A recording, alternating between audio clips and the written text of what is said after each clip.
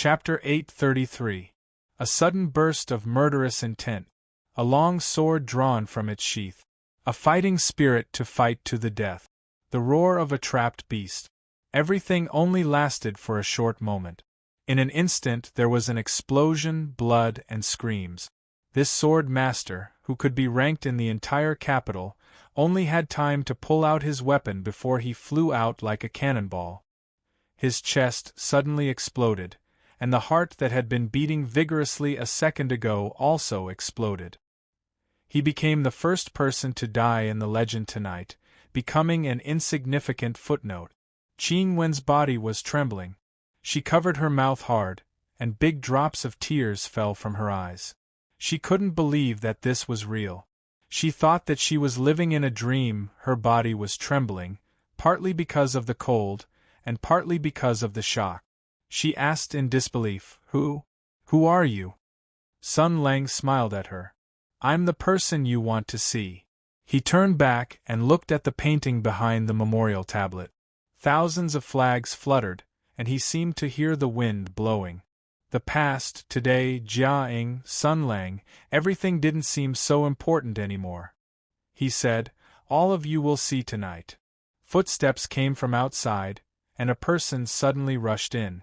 When he saw Sun Lang, he said in surprise, Brother, I knew you were here. Sure Dao you're here.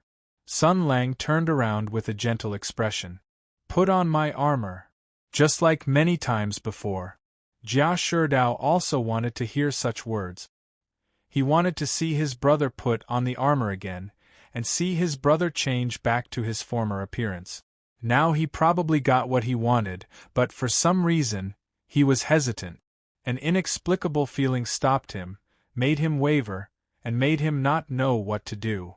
Sun Lang said lightly, If you delay any longer, everyone will be killed. Jia Sherdao gritted his teeth and walked over. This was the armor of 100 battles, the glory of a marshal, the symbol of victory. Every inch of it had been crafted by divine craftsmen, and the process of putting it on wasn't complicated at all. Because it was made for war, everything was simple and efficient. Putting on the heavy armor that he hadn't worn for a long time and stepping on the heavy war boots, he seemed to smell the scent of blood and fire, as well as light and hope. Sun Lang picked up the helmet and stared at the familiar patterns. It was as if he had returned to the great desolate mountain, to the moment when he had survived the bloody battle. He had stumbled and walked a long road of blood and corpses. He first threw down the sword. This was the source of all pain and sorrow, the beginning of everything. Then he threw away the helmet. This was another person's identity, a fate imposed on him. Next was the cloak. He tore it apart in his hands and casually tossed it into the wind. That was the symbol of a hero, the banner of light in both worlds, but he didn't want it. Finally, there was the armor. It was a symbol of everything that he had endured for the past 6 years. Now, he picked it all up. It was hard to say what kind of mood he was in now. Maybe it was good, maybe it was bad. He didn't want to think about the right choice tonight. Maybe things were like this. He just did it and then accepted the consequences. He didn't let himself have regrets, and didn't let those who cared about him feel sad. It was good enough that he could do this. No one would be hurt, no one would be disappointed. Everyone would see what they wanted to see. The kind people would be rewarded with kindness, and the evil people's schemes would not succeed. That was enough. He slowly put on the helmet. Finally, he nodded to Qingwen. Remember to cover your ears later. It might be loud. Qingwen struggled to stand up. She wasn't hurt. The girl gritted her teeth and said, I want to go with you. Sun Lang was taken aback. He smiled and said, Sure, if you're willing. Then he left. The heavy footwear collided with the ground and made a shocking sound.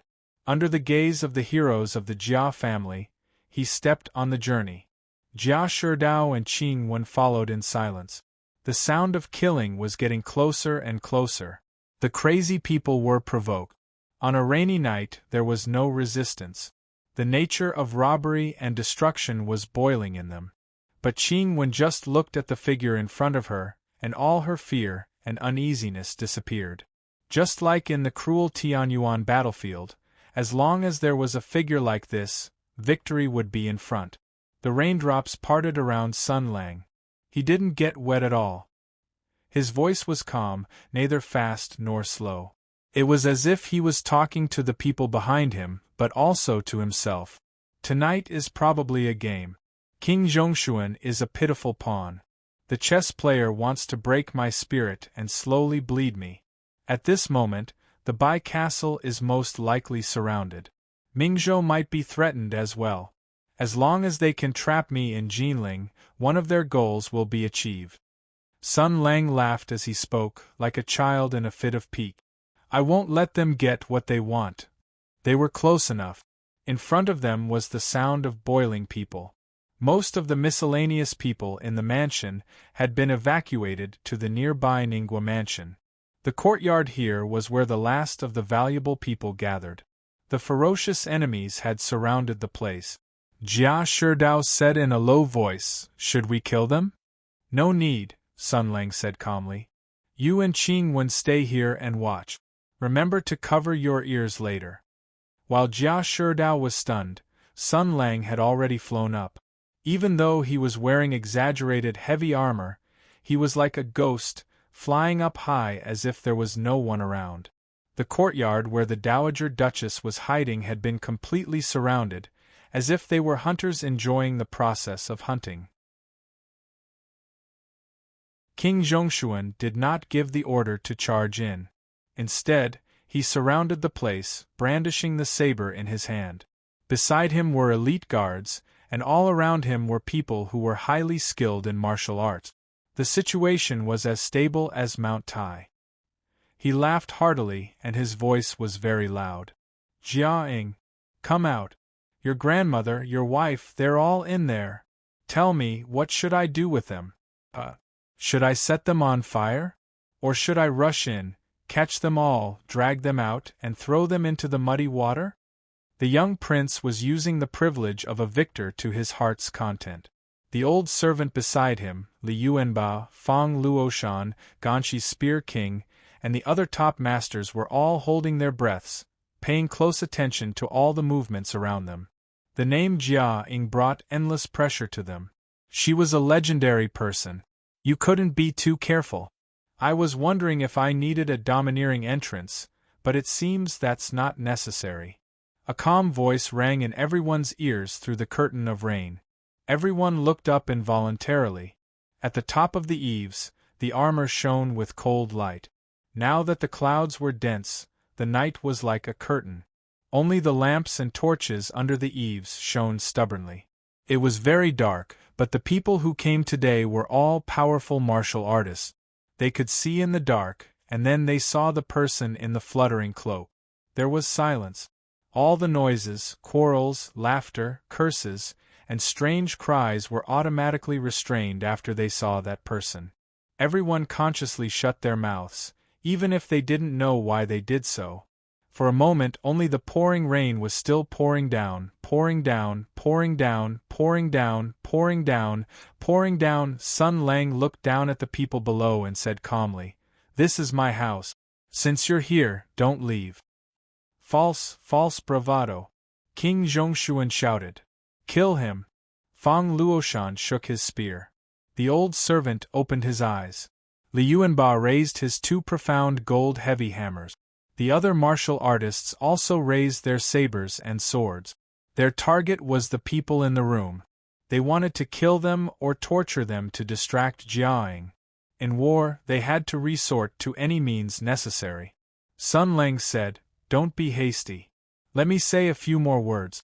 Tonight is an unusual night. I think many people are watching here. Many of the aristocratic families in Jiangnan, the famous families and families of generals in the capital, and even the major sects and schools, and that court and your emperor. I'll let them all see." King Zhongshuan shouted, "Do it!" The calmer Jia Ying was, the more uneasy he felt. No matter how much contempt and disdain he had before, when he saw the person standing here tonight, His heart couldn't help but sink, swords and sabers danced, and murderous intent filled the air. Seemingly in a hopeless situation, Sun Lang's expression was still calm. He looked at Li Yuanba, whose murderous intent was rising, at Fang Luoshan, who shook his spear, at the old servant who was ready to attack, and at the martial artists who were filled with murderous intent. He didn't take any defensive posture. His eyes were distant, as if he had returned to the past. He said softly, "Do you want to know how I survived the Great Barren Mountain?" At this moment, the people who were ready to charge were stunned.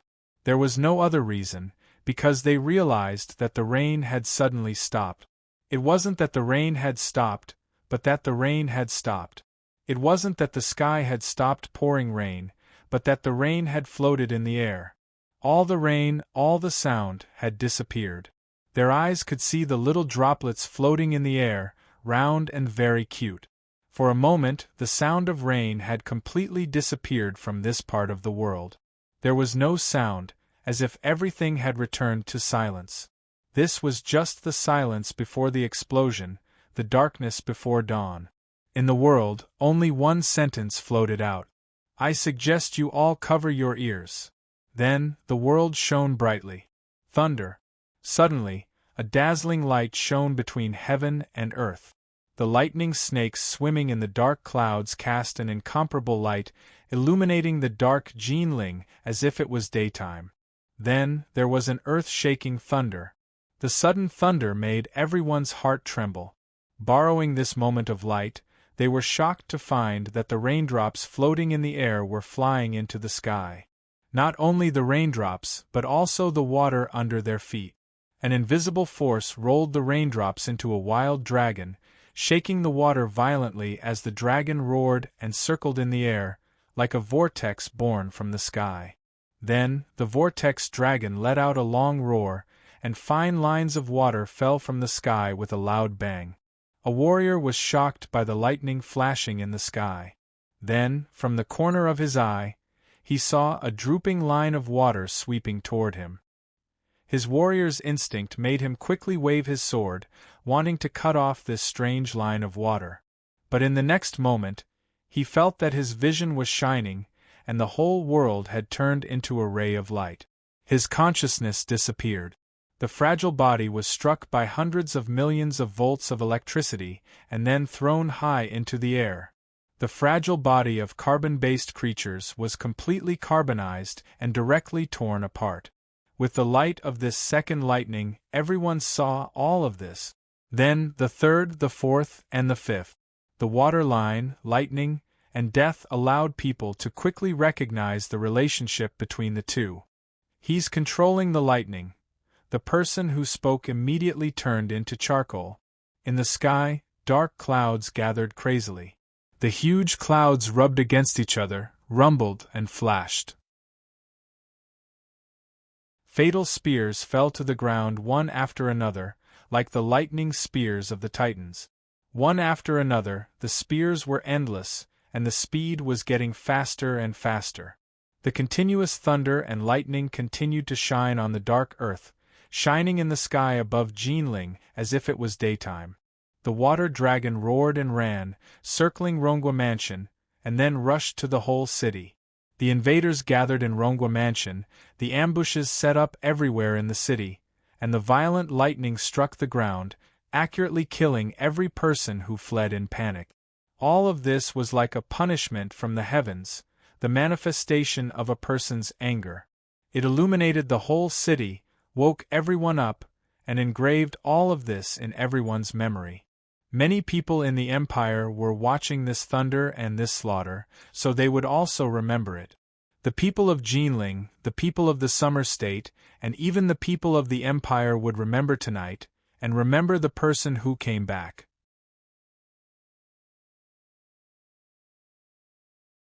Chapter 834. Tonight there was an unprecedented thunderstorm in Jinling. It was as if the heavens were punishing the city. Lightning bolts roared and fell endlessly, lighting up the sky continuously. The darkness retreated and the light descended. The blazing light shone on the earth, and all evil had nowhere to hide. Everything within 100 miles could be seen, and all living creatures were trembling under this apocalyptic thunderstorm. They were terrified by this destructive power. Since ancient times, thunder and lightning had always represented power, punishment, and dignity in legends. This was the fear and imagination of the ancient humans towards this incomprehensible and violent phenomenon. Therefore, the weak people were trembling, the guilty people were muttering Buddhist prayers, and the awakened people were covering their ears. Under this vast phenomenon, no one could remain calm. But no one was more terrified than the people who were directly facing this thunderstorm. The invaders who were flaunting their might were horrified. Regardless of whether they were experienced soldiers or bandits who had killed countless people, regardless of whether they were peerless martial artists or daring fanatics, all of them covered their heads and fled like rats at this moment. Under the heavenly thunder, all living creatures were equal. The raging dragon formed by rainwater swam in the city, pouring out extremely thin water lines, triggering thunder and lightning. The principle of the formation of thunder and lightning, the conductivity of water, these were only simple physical knowledge. Combining the two with the power of the water elemental sacred sword, it created tonight's legendary magical scene. The thunderstorm was deafening and the lightning was dazzling. It was as if the heavens had sent down a terrifying lightning punishment, destroying the sinful people. The thunderstorm that enveloped the entire city harvested lives at an extremely fast speed, ignoring all repentance and begging for mercy. It was merciless and unforgiving. However many people there were, they would all die. Just like Sun Lang said, tonight there were many people watching this place. Therefore, he let them watch carefully. This was a display of strength, as well as a display of attitude.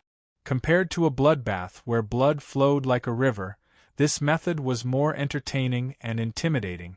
This would tell those who had different thoughts that the person who had survived the great desolate mountain had returned, and that he had brought with him an even sharper sword than before. Therefore, it was still not enough to reach this point. Sun Lang floated into the courtyard. The first round of thunderstorm had already killed most of the martial artists. A small number of people with high martial arts had survived. Although using water lines to guide the heavenly thunder was a shockingly powerful attack, it was still using the heavenly phenomenon to kill the enemy. Although it was powerful, it lacked flexibility. A small number of martial artists were able to use their sharp senses, nimble movements, and powerful imperial army to escape the pursuit of the lightning. But that was it. When it rains, keep the guest. When the heavens keep the people, keep them. Li Yuanba, Fang Luoshan, and the old servant surnamed Fu, these top masters all felt the blood in their hearts turn cold the moment they saw the raindrops floating in the air. They realized that a great crisis was approaching. Now, it seemed that Jia Ying, who had lost her sacred sword, was not a toothless tiger. Instead, she had transformed into a Tyrannosaurus Rex that could summon the heavens and earth with her body. But where could they run to? Li Yuanba turned around and ran. A few of his bodyguards, who were skilled in martial arts, rushed forward without fear of death. But soon, their bodies stopped, and a large amount of blood gushed out from the pores on their bodies. In an instant, they turned into dried corpses. 70% of the human body was water, not to mention that it was raining in such a rainy day. King of Sheeping realized that there was no way to retreat. He suddenly roared. He was the bravest among all the princes. He turned around to face the enemy. 2 Imperial Army warhammers made of exotic iron and dark gold weighed 400 kilograms.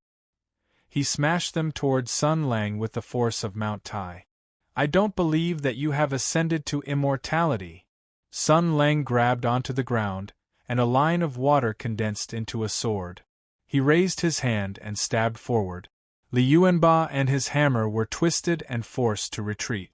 In the darkness behind him, a big spear stabbed forward like a poisonous snake. It was Fang Luoshan, the spear king of Gaoxi.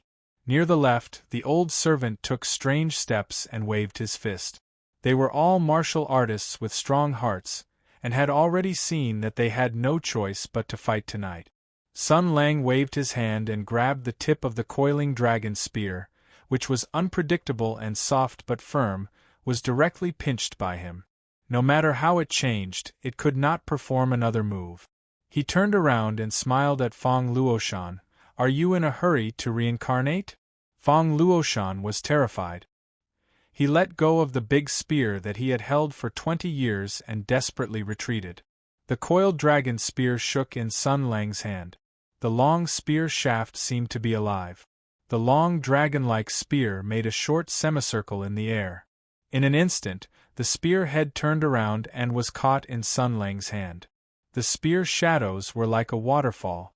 In an instant, hundreds and thousands of spear strikes had been launched. The old servant on the left was the first to bear the brunt of the attack. His muscular right arm looked as if it had been bitten by countless piranhas. His flesh and blood turned into ashes, leaving only his bare bones. Before he could even scream, the spear momentum changed into a two-headed foil. It suddenly smashed down from above. The old servant, who had been standing upright, was directly smashed into a puddle on the ground. The spear tip pierced through the air. Thunder and lightning flashed in the sky. The king of spears of Ganshi, Fong Luoshan, was killed. His body was nailed to the ground. "I can't kill all the queue-jumping dogs." Thunder rumbled, lightning snakes dazzled the eyes. Sun Lang, who stood against the wind, was like an invincible demon king. Li Yuanba's heart was beating wildly. He had realized that he had been led into a ditch by his stupid brother. He said that Jia Ying was like a tiger that had fallen from grace. Without the imperial army, there was nothing to be afraid of. How the hell did this happen? He took a deep breath. "Jia Ying, I admit defeat today. You cut the crap." Sun Lang stretched out his hand and hooked it. The water on the ground transformed into the shape of a large hand, dragging a certain person who was trying to sneak away to the ground. The person caught between the two was none other than King Zhongshuan, who had been scared stiff. The Grand Marshal said to Li Yuanba, "Kill him and I'll let you go today." Li Yuanba's eyes flashed fiercely. Without another word, he raised his hammer and swung it at his brother. Seeing that his death was imminent, King Zhongshuan was shocked and angry. Suddenly, an idea flashed through his mind. As if he had grasped at a life-saving straw, he shouted, "Wait! You can't kill me!" Sun Lang didn't move, but King Zhongshuan slid 32 centimeters to the right. Then, Li Yuanba's hammer came crashing down on the bricks on the ground. The rough surface of the hammer was so close to the side of King Zhongshuan's face that it almost scraped the oily skin on his face. King Zhongshuan was scared out of his wits. Like a duck with its neck choked, he shouted, "I'm telling you! Something happened at the Bai Clan fort. No matter how powerful you are, you can't interfere with things 1,000 miles away. You can't kill me, or else there'll be no room for negotiation with the imperial court, even if it's for the sake of the Bai Clan fort." Before he could finish, Sun Lang seemed to have sensed something. He looked up into the distance. "Wait a minute. They're rushing me. I'll deliver something first." King Zhongshuan and Li Yuanba didn't understand what he meant. Then they understood. If the thunderstorm that had filled the city before had given them a glimpse of the mythical phenomenon of a single person, then now they saw the pinnacle of martial arts in the mortal world. Dark clouds loomed over the city and lightning flashed, but the brilliant sword light broke through all of this. In an instant, all of the weapons in the city hummed. Li Yuanba's face paled. The war hammers of his imperial army were trembling in fear. The world seemed to have been distorted. A terrifying force swept across the sky. The mountains, the earth, the rivers, and the lakes cheered in joy. The sword's aura traversed 30,000 miles, and the edge of the blade shook the 9 states. If the back of the world was a lake, then at this very moment, an atomic bomb exploded on the surface of the lake. The unparalleled power of the explosion set off waves of thousands of feet high.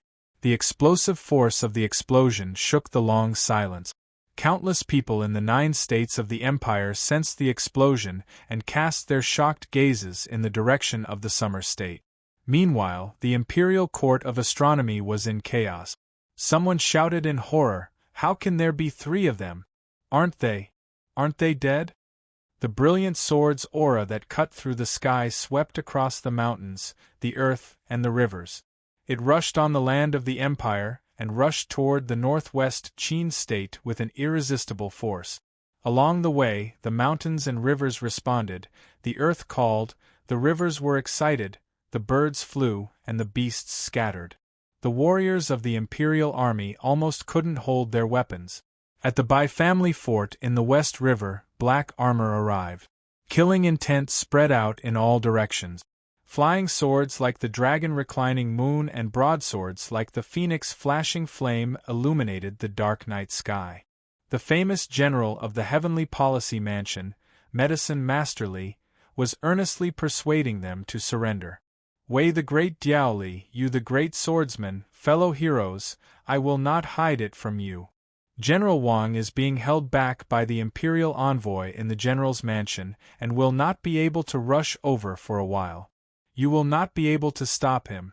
It is best if you do not use your weapons to avoid harming the harmony. We only want to let old esteemed commander Bai rest in peace. Heroes have to talk about their reputation after death. Do you have the heart to see old esteemed commander Bai unable to rest in peace after death?" Yu Zhuoran scolded, "Hypocrites! You don't deserve to talk about old Master Bai's reputation." The woman beside Pharmacist Li said impatiently, "Let's kill our way in." In the Bai family fort, Wei Zhongxian whispered, "Miss Xie, are you done?" Xie Wei stood there. Everyone's eyes were focused on her. The little girl took a deep breath and nodded. "I've done as Sun Lang ordered." Wei Zhongxian smiled. "Since it's master's arrangement, there shouldn't be any problems." Little Fairy pursed her lips. "I think so too." She raised the sword in her hand. The reason why Lu Shuren left the sword master without worry was because the other sword had been entrusted to them by Sun Lang. They had all chosen to believe in everyone here. Xie Wei pressed her forehead against the back of the sword. She felt the warmth in the cold. Then, she whispered, "Grandpa Bai, I hope that your spirit in heaven can watch over us and the Bai family fort." A dazzling light shot out from the sword. In an instant, the mountains and rivers trembled as the sword's aura surged. A long sword hum reverberated in the mountains. This was the hometown of the previous clan master and the place where he fought his last battle. The golden luminous sacred sword shone brightly in the sky above the Bai family fort. Pharmacist Li and his wife's expressions changed when they saw the sword. Pharmacist Li frowned. "Why is the golden luminous sacred sword here?" The woman sneered. "So what? It's fine as long as that person isn't here. Bai Yue is dead. Even if there's a new sword master, there's nothing to be afraid of. With the 2 of us working together, there's nothing to be afraid of." Pharmacist Li seemed to have made up his mind. "Let's not cause any more trouble. Soldiers, listen up." At this moment, the hair on the back of his neck stood on end. The horse he was riding neighed uneasily. He seemed to have heard something. Then, he heard his wife shouting, "Be careful!" A terrifying roar came from afar. It was like an unstoppable giant beast. A peerless sword that could destroy everything swept across the mountains of Qin province. It played the note of death and destruction. Xie Wei stood up on his sword and shouted, "People out there! Sun Lang said that he wanted you guys to watch this sword. He told me to tell you that if anyone from the Bai family fort dies tonight, I'll wipe out your entire family in Tensei province. If all of you die here, will your master dare to even fart?" Although the girl repeated Sun Lang's original words, she was still embarrassed to say such vulgar words. But it didn't matter. Duong's special effects made up for the slight mistake in her performance. Under the guidance of the golden luminous sacred sword, the terrifying sword light stirred up a storm. The girl pretended to be fierce. Her voice echoed in the wind. "Get out of here. The next sword will really kill you." In the Rongwa manor, Sun Lang turned around to look at King Zhongshuan, who was lying on the ground. "What did you just say?" The thunder was too loud. "I didn't hear it clearly."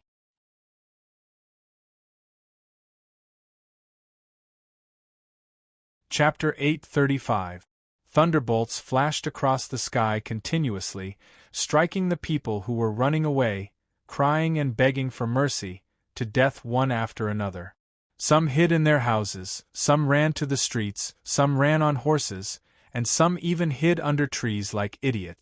Jia Sherdao and Qing Wen watched the magnificent firework. Both of them were stunned by the earth-shattering scene. After the initial shock, they had mixed feelings. Qing Wen looked at the figure standing on the roof. Thunder and lightning flashed in the sky. The person in front of her and the image in her mind merged into one. This was her young master. Jia Sherdao murmured, "So what my brother said was true." The thunder was very loud, and Qing Wen only heard a little. She couldn't help but yell, "What?" Jia Sherdao said in disbelief, "My brother said that if I stay a virgin until a certain age, I will become a sorcerer." I thought he was mocking himself. He didn't lie to me. In the Ningguo mansion, Jia Su saw the sweeping water dragon and the falling thunder from the sky. A few panicking thieves were struck to death, but the people of the Ningguo mansion were not hurt at all. Many servants and even the generals of the Ningguo mansion were kneeling on the ground and kowtowing to the sky. Obviously, they thought the thunder was a law enforcement action by the heavenly court's civil servants. But Jia Su knew what was going on. Killing several birds with one stone. What an impressive display of power! Using such a method to display one's strength is far more effective than killing 10,000 people. That sword Qi is headed for the Bai clan castle, right? Duke Ning smiled bitterly. He was also shocked. Before this, he thought that he had overestimated Sun Lang's combat power. After all, he had lost the divine sword. He didn't expect it to end in this way. With tonight's show of power, it will be much easier to do things in the future. We can invite the aristocratic families of the Summer State to come over in the next 2 days. With this show of power and the people who died here, and the invitation in the name of the general, they will have to come even if they don't want to. Jia Su thought carefully. Let's leave this matter to Feng Dao. It's a sure thing. Why don't we let him show his face and use his brother's name to establish Feng Dao's position in the summer region? While making plans for his son, Duke Ning looked at a certain place where there were only scraps of clothes left. Su Qin had disintegrated there before, leaving only a set of clothes. But this set of clothes had just been struck by lightning. That kid's narrow-mindedness and temper really made people not know whether to laugh or cry. But, Su Qin, if you saw this scene, what would you think? For some reason, Jia Su's heart sank. He recalled Su Qin's laughter before he died, and that mysterious smugness. The moment he was pierced, this sage from the Prince of Zhongshuan's palace seemed to have understood everything. Before he died, he said that they had not lost, that Sun Lang would not be able to escape. Just what did this mean? Duke Ning also did not understand. If he had some hesitation before, then all his worries were dispelled now. He beat Su Qin at his own game, using the most violent method to solve the problem. Moreover, he had exposed the Tensei province's conspiracy, the plan to wear down Su Qin's spirit. Everything had been seen through by Sun Lang, and then he beat them at their own game. Luring the tiger away from the mountain, ambushing the Bai family fort, and dispatching so many people to besiege Rongwa Manor was all to wear down Marshal Rongwa's spirit, to let the world see the former marshal's defeat and wretchedness, to let those with ulterior motives see his weaknesses and concerns, to the greatest extent to eliminate the impact and waves of the Grand Marshal's return. Because they were worried about Sun Lang's destructive power and the secrets he held, they could not use any vicious and cruel means. They had to be careful and pay attention to the propriety of their schemes. They had already put in a lot of effort to come up with such a scheme and means, but they did not expect to be slapped back. It was as if they had sent their faces to the Grand Marshal's door, using their lives to support him. Jia Su asked himself, if the scheme he had painstakingly set up ended up like this, he would have been so embarrassed that he would have killed himself. No matter how he looked at it, the overall situation was already set in stone. But why would Su Qin say that? Was this a final diversion, or was there really a hidden meaning behind it? Duke Ning thought hard, but he still could not understand. Everything that happened tonight was enough to end all hostilities, and all schemes and tricks had to stop. He really could not think of any other variables. But his intuition told him that the matter in Jinling was not over yet. King Zhongshuan was trembling. It was a nightmare. There were dead people all around, and the sky was constantly flashing. He felt that he had already developed a psychological shadow of thunder. In the future, when he heard thunder, he would probably tremble, if he could survive today. He said in a trembling voice, What did you do?" Sun Lang said, "Just now, it was a martial art I created, called the Intercontinental Ballistic Sword Qi. It was a martial art I came up with when I was bored. In addition to this, there is also the dense formation sword technique, the high-temperature pressure palm, the depleted uranium armor-piercing spear technique, the 155 style of destruction, and the 59 non-phase method, and so on." He sighed and said, I have reached the age of writing books and establishing a sect."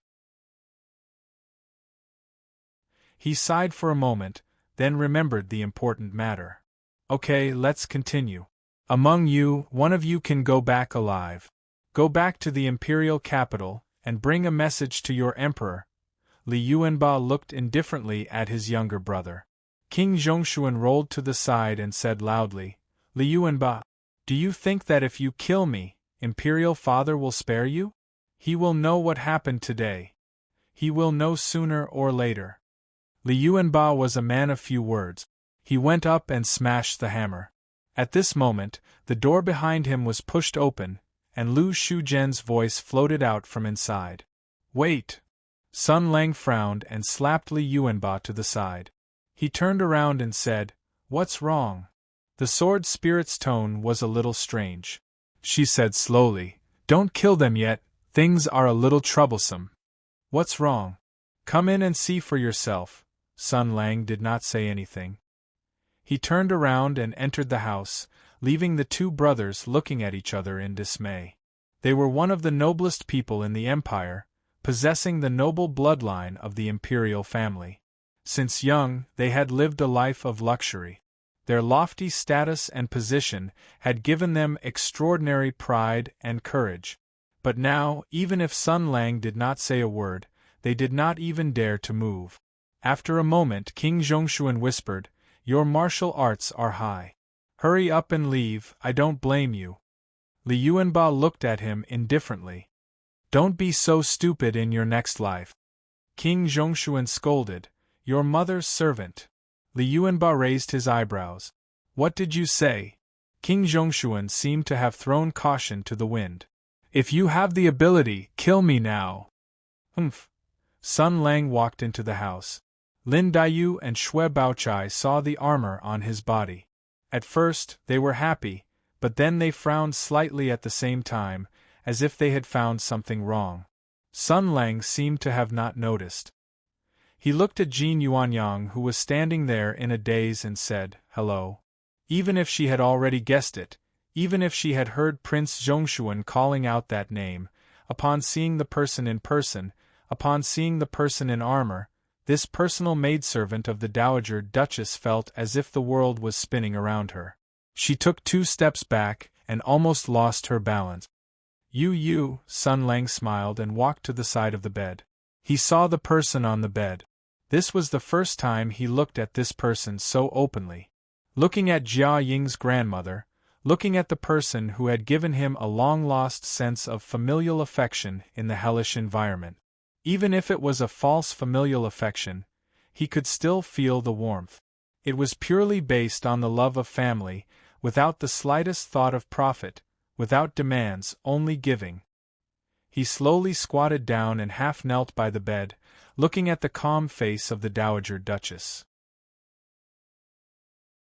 Her eyes were closed, her breathing was calm, and her expression was calm. He wondered what kind of dream she was having. Lu Shujian quietly floated over, and there was a sigh in her voice. You can hold her hand. It's okay. Sun Lang hesitated for a moment, then reached out and held it. The Dowager Duchess was still sleeping soundly, and there was no reaction. Lin Daiyu and Shui Baochai looked surprised. Sun Lang silently got up, turned around, and left the room. When he came to the courtyard, King Zhongshuan and Li Yuanbao were staring at each other angrily, and Sun Lang had already lost the mood to joke. Thunder and lightning came crashing down, and Li Yuanbao screamed. One after another, thunderbolts fell on his body, and there was a faint anger in the wind and thunder. King Zhongshuan trembled at the side, but there was a look of excitement on his face. Sun Lang kicked him into the muddy water and stepped on his head, saying calmly, Take your brother's head and show it to your father. Tell him that he knows what I want, and I'll give him one last chance.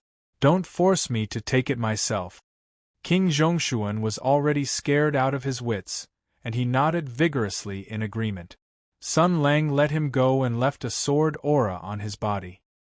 He watched as King Zhongshuan cut off Li Yuanba's head and ran away. Then he returned to the room, and the women were all looking at him. The atmosphere was a little heavy. Shui Baochai hesitated. Husband, what's going on? Sun Lang smiled. It's fine.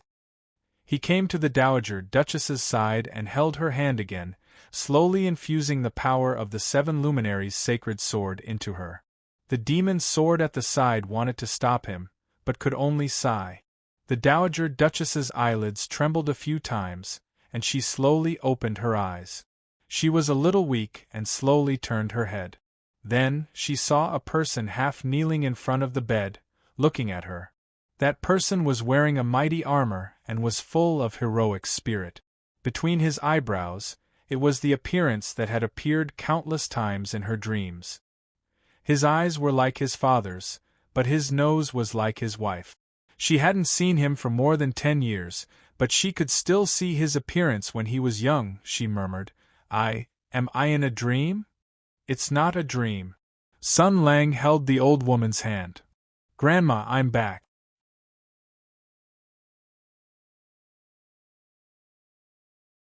Chapter 836. The thunder that raged for half a night finally dissipated. At dawn, the people of Jinling, who didn't sleep well all night, anxiously poked their heads out of their houses and looked at the sky. They were surprised to find that the sky was blue and clear, and the dark clouds had all disappeared overnight. People walked to the streets and carefully looked around. After greeting their neighbors, they began to discuss what happened last night. Thunder rumbled and rain poured down. Everyone could feel the power of heaven and earth, and the surging of wind and thunder at night. This was something that could be talked about for a long time. They discussed for a long time, but they couldn't say anything. In the end, they agreed that it was the power of heaven that killed a number of evil people. It seemed that they had to be more careful in the future. It was strange to say that last night, countless thunderbolts fell into Jinling City. The momentum seemed to be able to lift the whole city, but today, when the people stood up and looked at the streets and alleys, there was not a single corpse. It seemed that the thunderstorm that scared everyone last night didn't kill a single person. They thought about it. Maybe it was the benevolent god of thunder. He couldn't bear to scare the people, so he directly struck the evil people into ashes, so that people wouldn't be scared again when they saw the bodies. They were half right. The benevolent god of thunder was not the benevolent one, but the officials of the Jinling government, the old masters of the Shi family, and the people of the Wang family. Last night, they became the corpse collection team with fear. After all, the sky was full of thunder, and the ground was full of poor people who were struck by lightning. It was impossible for them not to be afraid when they walked under the dark clouds. This was a great spiritual test. no less than collecting corpses in a minefield. It was more exciting than playing the game of digging to survive. But no one dared to slack off.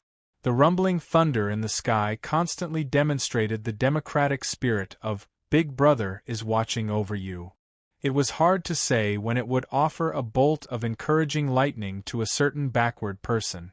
In short, after working hard for half a night, the corpse collection team finally cleaned up Jinling. The black and white sides of Jinling worked together to complete the work of S.H.I.E.L.D. They limited the damage and fluctuations to the light. At dawn, everything was as usual. The fart people would at most discuss mysteriously for a few days, but in the end, they could not find a solution. They would never know that it was a general of heaven's origin, who should have been dead a long time ago, who summoned a thunderstorm that covered the entire city and smashed all the people who besieged Rongwo's residence into pieces. They would also never know how many famous names were on the death list. However, it was fine as long as there were people who knew. Many people would know. The scouts in Jinling City, the spies who were lying in ambush, and the informants from all kinds of forces, all of them wrote down what had happened in the city with a horrified mood and sent the information to the outside world through various channels. The next morning, everything was normal. The 4 gates of Jinling City were open, there was no curfew, no lockdown. It seemed that the person who caused all of this didn't mind letting the outside world know everything, or this was his purpose. The head of the Schur family was glad that he was not too presumptuous. He was very sensible and stood on the right side. The Schur brothers were dumbfounded. Plans were always faster than changes. When they found out what had happened last night, they immediately fell into a state of shock.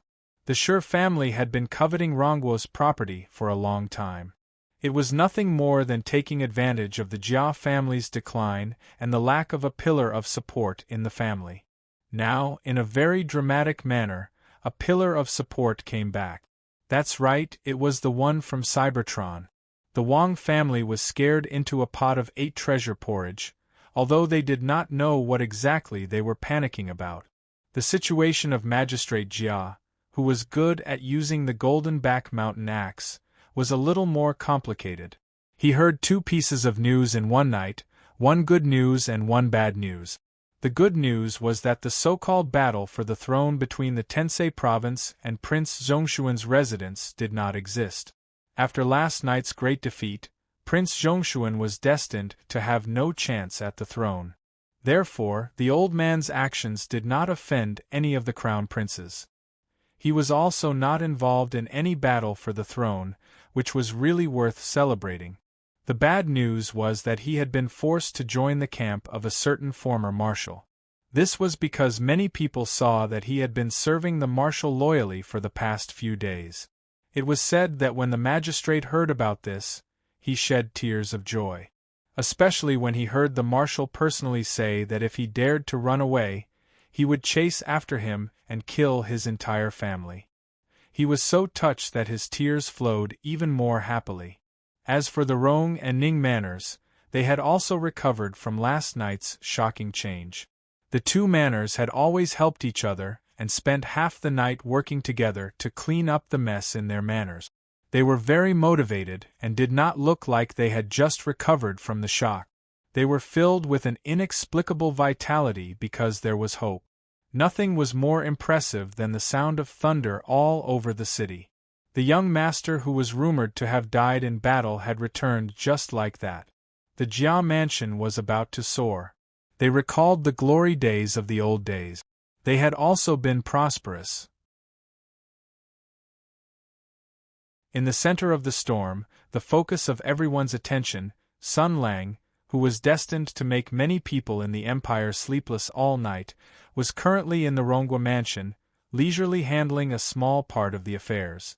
Last night, the empire had simultaneously attacked Jinling, by castle and Mingzhou. Jinling was abandoned, Mingzhou was a feint, and only by castle was intended to be taken. The emperor was eager to obtain the final explanation of Bai Yue's death, so as to prevent Sun Lang from using this opportunity to spread rumors and shake the hearts of the civil and military officials. However, Sun Lang slapped back all 3 locations that were activated at the same time. Needless to say, the Rongwa mansion did not need to be mentioned. Within 2 or 3 days, everyone in the empire would know that there was a grand fireworks display here. As for Bai Castle, regardless of whether it was the army of Tensei province or the emperor's secret chess pieces, all of them were scared back by the intercontinental ballistic sword energy that flew from outer space. Because this was a matter of great importance, the leaders of the army were all talented generals who had the right to make decisions on the spot. Thus, they chose to retreat rather than attack. Regardless of the casualties, that sword energy was enough to explain a lot of things. If it could strike from Jinling to here, then it could also strike other places. Other than cursing in their hearts, "Is this guy a monster?" they could only temporarily stop and ask the boss in the imperial capital how they should fight this battle. As for Mingzhou, there was even less to worry about. First of all, before the dust settled, the possibility of a huge accident happening here was not high. Secondly, Sun Lang had already come up with a plan to deal with it. The blazing angel that left Jinling yesterday evening was indeed heading to Mingzhou, but it was not to pick up Auntie Lu. Sun Lang had done some things to the blazing angel so that it had many functions. First of all, it could pinpoint the location of the intercontinental ballistic sword energy. Secondly, if it was intercepted by a powerful enemy on the way, the blazing angel would immediately change direction and crash into a certain place in the imperial capital. Lastly, if it successfully arrived at Mingzhou, it could be used as a powerful combat force in an emergency. Inluo was the pilot. The emperor was very happy with the result. He still had a rough idea of what was going on. After a great victory, everything would be different. The imperial capital was still digesting the shocking changes last night. Courier drove the blazing angel and began to deliver the news. After last night, the situation had changed greatly. The threat that Mingzhou and Bai Castle faced was greatly reduced. The situation was already more or less resolved. As the person who contributed to all of this, or rather, the culprit, he did not go to Bai Castle or Mingzhou. His communication with the 2 places was limited to the new strategic deployment and reporting that they were safe. He stayed in Jinling and Rongwa Mansion. He still had something to do here, something very important. It was so important that he did not dare to say it out loud. He was, possibly about to get married. Yes, it was something that no one had expected. When Matriarchy saw her grandson again, her most beloved family member that she had missed so much appeared in front of her. It was not a dream, it was reality. Therefore, it was understandable that she would cry. She hugged Sun Lang, crying and laughing at the same time. She didn't know if she was more sad or happy in her heart. Perhaps she was happy, but her cries still infected many people. It was clearly a happy thing that came after suffering. As she cried and cried, she fell asleep. Matriarch Ye's body was very weak. Everyone helped her to sleep. Sun Lang stayed by her side to make sure that she could see him when she opened her eyes. The Dowager Duchess slept until dawn. When she opened her eyes, she saw her grandson sitting beside her. Between his brows was the look of longing she had for him. All of this had finally become reality. With tears in her eyes, she held Sun Lang's hand tightly and called out Jia Ying's childhood name. She cried and laughed at the same time. Her mind seemed to be no longer clear. Perhaps it was because she was too weak, or perhaps it was because of other reasons, her mind became chaotic. Her words and actions were not as orderly as usual, but she still remembered her grandson. She said that she wanted to see her grandson get married and start a family before she could leave in peace. When she said this, her eyes were calm, which was rare. It was as if she had seen through fate. However, if Sun Lang had any objections, she would become a little excited and even crazy. Anyway, he was going to get married.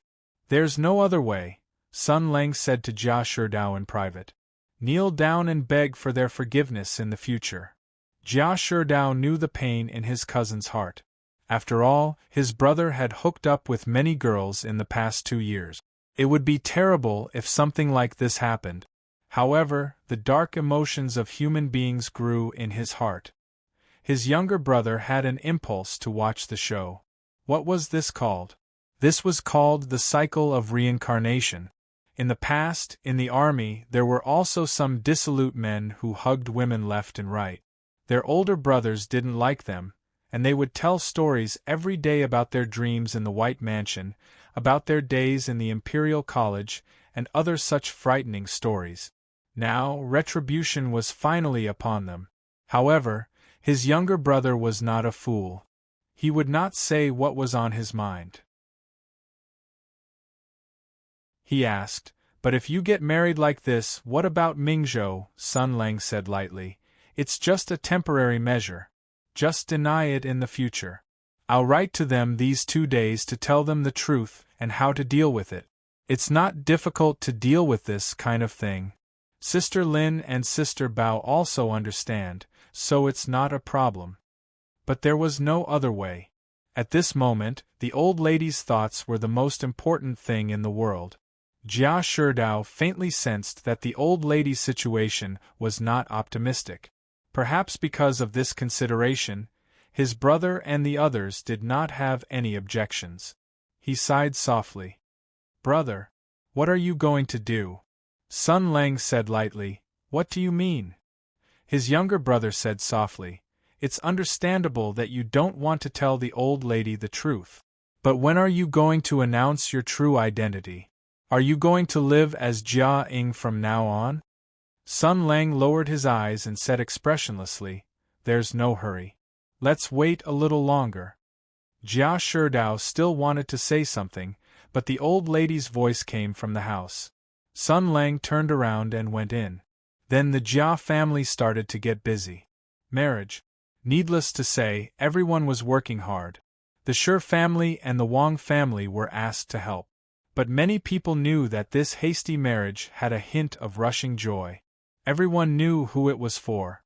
Everyone had a worried look on their faces. Even if they were smiling on the surface, they were secretly crying.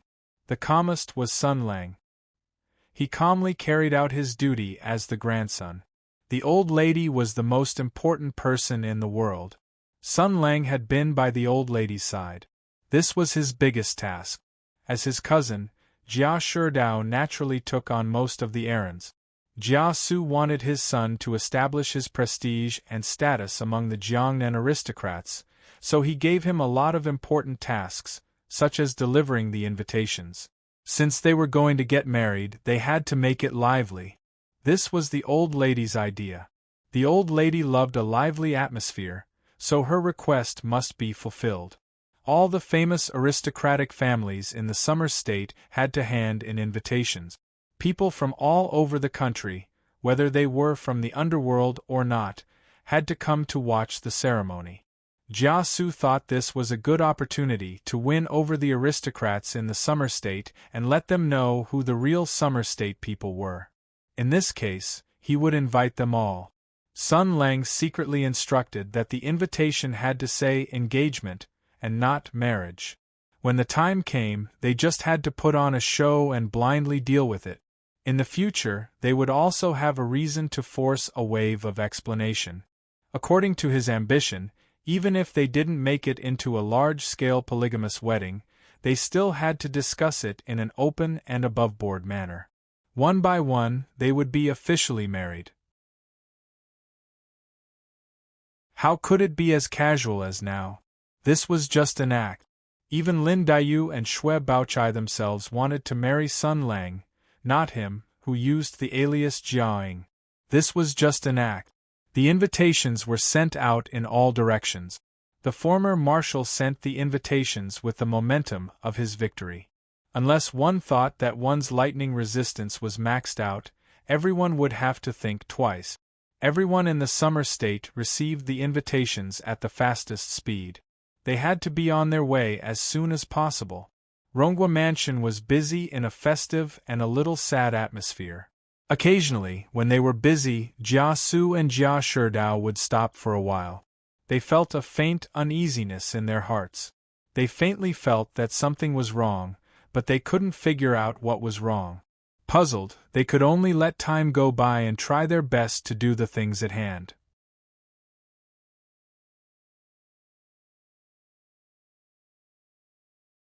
Chapter 837. For the past few days, Sun Lang had been playing the role of a qualified grandson. For the time being, he had forgotten the deep hatred between him and the Emperor. For the time being, he had forgotten the internal strife in the imperial court. He had stayed by his grandmother's side, talked to her, listened to her, and walked with her. No matter how explosive the news was, it still needed enough time to ferment and brew. In other words, he had to let the bullet fly for a while first. Sun Lang was waiting, but he was not passively waiting. He was remotely controlling the movements in Mingzhou, Qinzhou, and Songzhou.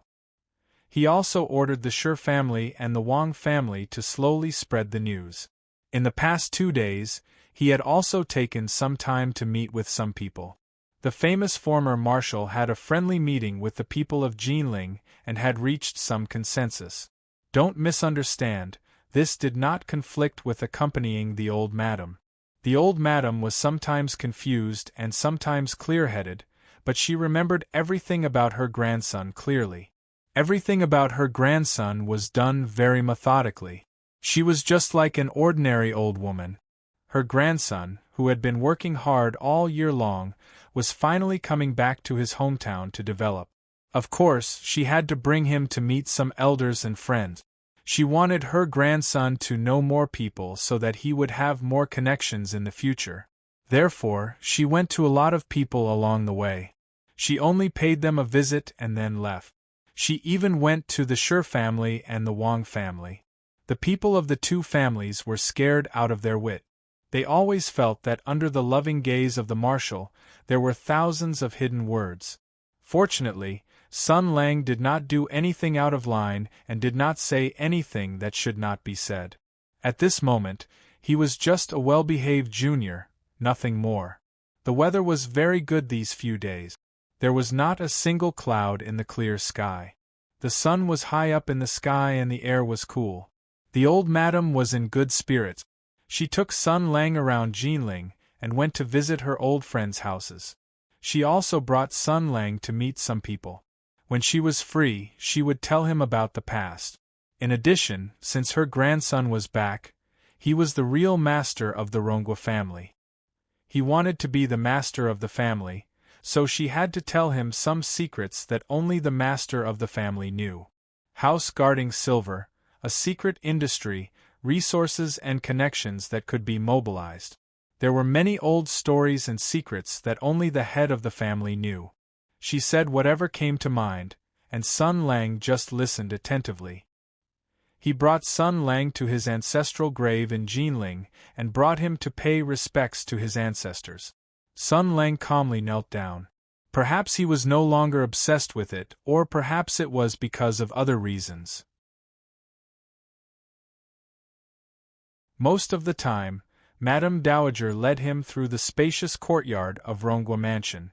They walked through many paths, pointed at the mottled high walls, patted the vermilion railings, and talked about their childhood. The sand banks outside Jinling City, the Xiaohui River that flowed slowly. Along the way, he talked tirelessly and supported Madame Dowager. It was as if he had truly experienced another life, the most familiar stranger. Sun Lang had been calmly listening and participating. This was his biggest mission. Other things were done by other people. Duke Ning and his son took care of everything. Jia Tanchun accompanied Lin Daiyu and Xue Baochai. Before they got married, it seemed that it was not suitable for unmarried couples to meet each other. By the way, this beautiful and strong third miss was still somewhat unable to accept her second brother, who had suddenly jumped out of the grave. Especially that night, his appearance as a bolt of lightning was too frightening. Sun Lang's friends would think, "Oh fuck, why is this guy so cool?" Sun Lang's enemies would say, "What the F***k?" Won't we cut it in the next version? But the third miss was in between familiar and unfamiliar. She always felt that Sun Lang was a monster in human skin. Well, it didn't matter. It was not like this kind of setting had never happened before. According to the established precedent, misunderstandings would always be resolved, attitudes would always change, and the younger sister who was not related by blood would always fall in love with the older brother. Damn it, Fu Jian was an old thief. Time passed slowly like this. The weather was very good. A pair of grandfather and grandson walked around. The busy servants could occasionally see them. In the young master's courtyard, the old madam sat on a wide rattan chair and lay under the sun. She squinted her eyes and tilted her head. There was a smile at the corner of her mouth. The young master was at the side and gently said something. Jia Su and Jia Sherdao had both taken the time to meet Sun Lang and communicate with him. Even Lin Daiyu and Xue Baochai, who couldn't bear the loneliness, sneaked out. They were surprised to find that Sun Lang was now a bit too serious, as if he had thrown away all the filth, lust, and immorality in his personality. This was undoubtedly the most surprising thing. Sun Lang, who had thrown away all these, could still maintain his independence and integrity in personality. This was the most shocking thing in the world.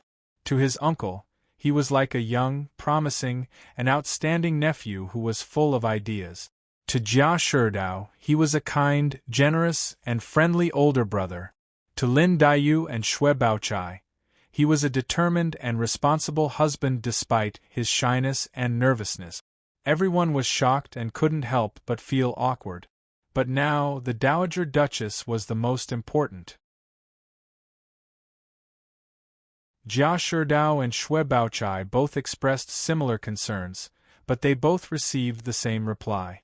Sun Lang said to wait until this matter was over. As long as it was something that Sun Lang didn't want to say, no one could pry it out of his mouth. He had 100 ways to change the topic.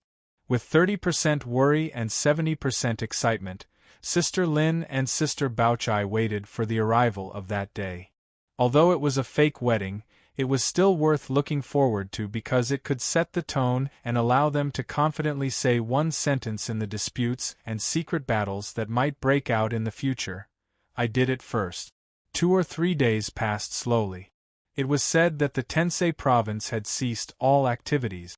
It was said that a small quarrel broke out in the imperial court. It was said that the imperial envoy with a special mission was already on the way. The people who died in Jinling didn't make any waves. Tomorrow was the big day. Ronghua Mansion was filled with red lanterns and decorations everywhere. Although time was tight, all the participants finished their work with the highest efficiency. At least it didn't look shabby. Were they going to get married tomorrow?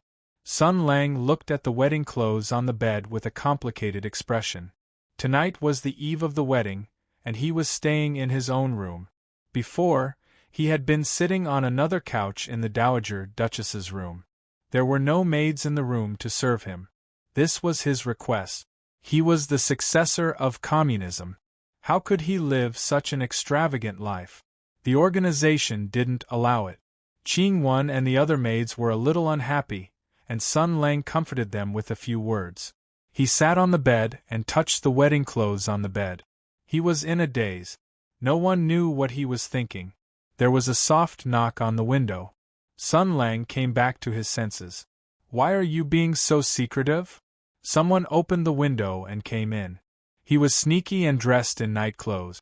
Of course, he wasn't a thief or an assassin. There was no such stupid person in the world. Sun Lang stood up. What's going on? The person pulled down the mask and showed his face. It was Jia Sherdao. The younger brother looked uneasy and anxious. He whispered, "Brother, something bad happened, what's wrong?" Sun Lang reached out and pushed, and the window behind Jia Sherdao closed automatically. Didn't you go to invite Grandma's good friend? Why did you come back in the middle of the night? I did. I was ordered by the Dowager Duchess to find drunken fairy Granny Lu. I found that she was injured in a fierce battle 2 days ago. I saw someone at her place. Sun Lang frowned.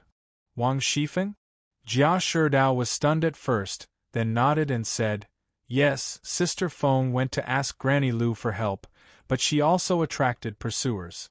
Granny Lu fought and ran with her at the same time, but they were outnumbered. It was very embarrassing.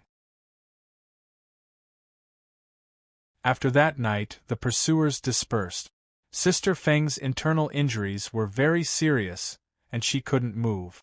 They heard about what happened at Ronggua's mansion, and then they were relieved and started to recover. Sun Lang said, oh. Only then did Jia Sherdao realize the point of the problem. He grabbed Sun Lang's shoulder. That's not the point. Brother, you can't get married tomorrow. Sun Lang smiled faintly. You're against this marriage? It's good for you to get married, brother, but not tomorrow. Seeing that Sun Lang was still joking, Jia Sherdao stomped his feet and said, I talked with Sister Feng for a while and found something terrible. Jia Sherdao took a deep breath. His eyes were full of panic and embarrassment. He mustered up his courage and whispered, the Dowager Duchess. She might have known about your identity a long time ago. Brother, don't Jia Sherdao was anxious. 2 years ago, maybe even earlier, the Dowager Duchess had contact with the imperial court. I'm afraid her body is different now. The reason why Sister Feng killed Wang Ren and took that thing away was because… Sigh. It's useless to talk about this now. Anyway, we can't get married tomorrow. We have to think of a way. His words were messy and incoherent. One could imagine how chaotic his mind was. Sun Lang patted him on the shoulder. Calm down. Don't worry. How can I calm down? Brother, do you know what this means? Jia Sherdao lowered his head. His voice was urgent but very soft. The Dowager Duchess might hate you. Sun Lang was silent for a moment. Then he said, I see. Jia Sherdao's voice trembled slightly. It was the Dowager Duchess' idea to let you get married. It was her insistence. It was also her idea to invite all the people in the summer state to come. Brother, if the Dowager Duchess exposed your identity in public tomorrow, this was what made Jia Sherdao so anxious.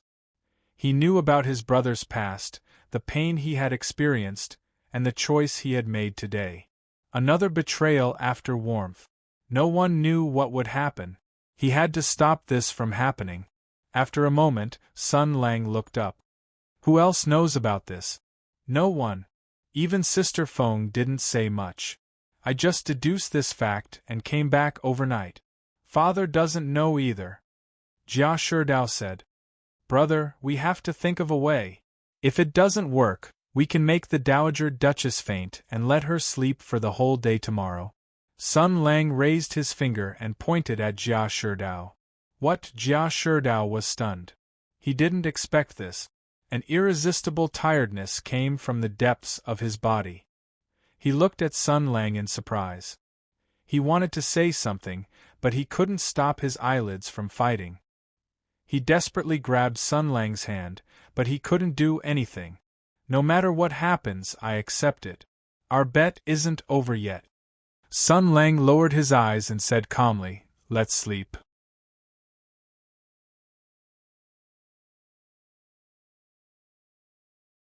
Chapter 838. The night passed without a word. Time passed by quietly. The weak morning light swept past the window. Sun Lang opened his eyes and listened. There was a lot of noise in the mansion. Many people had been busy since midnight. After all, it was a big wedding. Due to various reasons, the complicated ceremony of the wedding had to be simplified. It was understandable, because everyone knew that there were only two meanings of this wedding. The first was to give the Dowager Duchess some good luck and make her feel more at ease. The second was to establish Marshal Jia Ying's position as the leader of the summer state. Sun Lang glanced at the wedding clothes hanging on the hanger. He was wondering if he should change into them now. He didn't know much about the marriage customs of the empire. Of course, he didn't know much about the marriage customs on Earth either. After all, he had no experience. However, according to the objective law of the development of things, in the pyramid structure formed in the process of human civilization, the higher the position, the more the so-called red tape and rules there were. This was an important symbol to distinguish them from the lowly people. Therefore, for a famous noble family like the Rongwa mansion in the Summer State, the wedding patterns and ceremonies must be super troublesome. It was so troublesome that it could tire out everyone in the Rongwa mansion. It was so troublesome that it could make him, the groom, busy from morning to night. At least, he would be called out for some ceremony as soon as the sky brightened. But no. The house was quiet, and so was the courtyard. Sun Lang tilted his head, his expression calm. He remembered what Jia Sherdao said last night. But it didn't matter. Just like he said, no matter what happened, he would accept it. If things developed to that point, it didn't matter. The interactions and actions of the past few days were meaningful. This was the last fate between him and the Jia family. So he closed his eyes and waited quietly. Not long after, Sun Lang, who was sitting upright in front of the bed, opened his eyes. He looked at the door. The door was slowly pushed open, and the silver-haired old lady walked in quietly. Sun Lang stood up to welcome her with the warmest smile on his face. "Grandma, why are you here?" The old lady's face glowed with love and tenderness. She looked at the person in front of her as if she was looking at her most beloved grandson. She had watched him grow up day by day. She had watched him become successful and famous. She had watched him start a family. There was nothing more beautiful than this in the world. Old Madam stretched out her rough hand and caressed Sun Lang's face. She said softly, "My child has grown up." Sun Lang smiled as usual, but his heart was in turmoil. He didn't suspect that Jia Sherdao was lying to him, but at this moment, looking at the smiling face in front of him, he couldn't help but wonder if the Dowager Duchess had really known the truth. He didn't know which version of the truth she knew. The old lady looked at the wedding dress on the shelf. Her eyes were a little blurred as she whispered, "Does the dress fit?" Sun Lang nodded and said, "I tried it on last night. It fits very well." That's good," Dowager Duchess said in a low voice. "I sewed this for you personally 3 years ago. You said that you would come back and get married after the war. I thought about that day and night.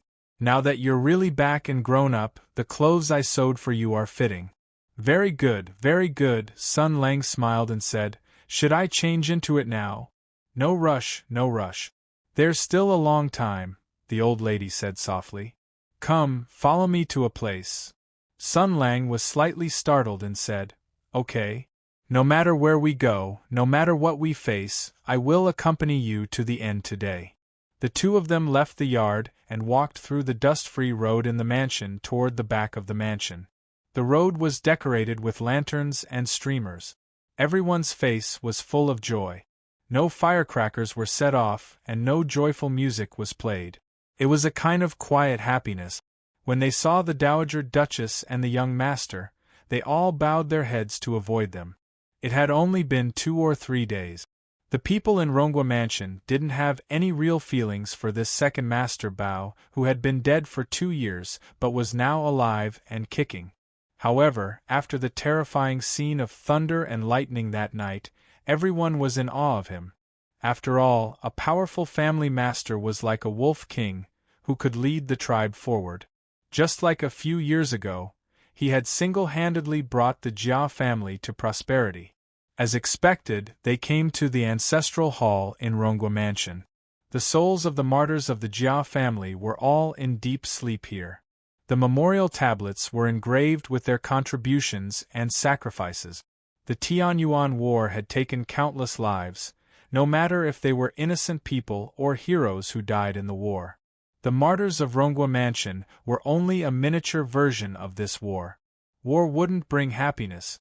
Sun Lang followed the Dowager Duchess and stepped into the ancestral hall as the young master of Rongwa Mansion. His mood was different. Looking at the strange and familiar names, this was the life of another person. The familiar father and brother became cold memorial tablet. The bright and beautiful lintel quickly fell. There was only one male left in the family. The old, the weak, the women, and the children supported the family under the cold eyes, gossip, and even covetous eyes of the people.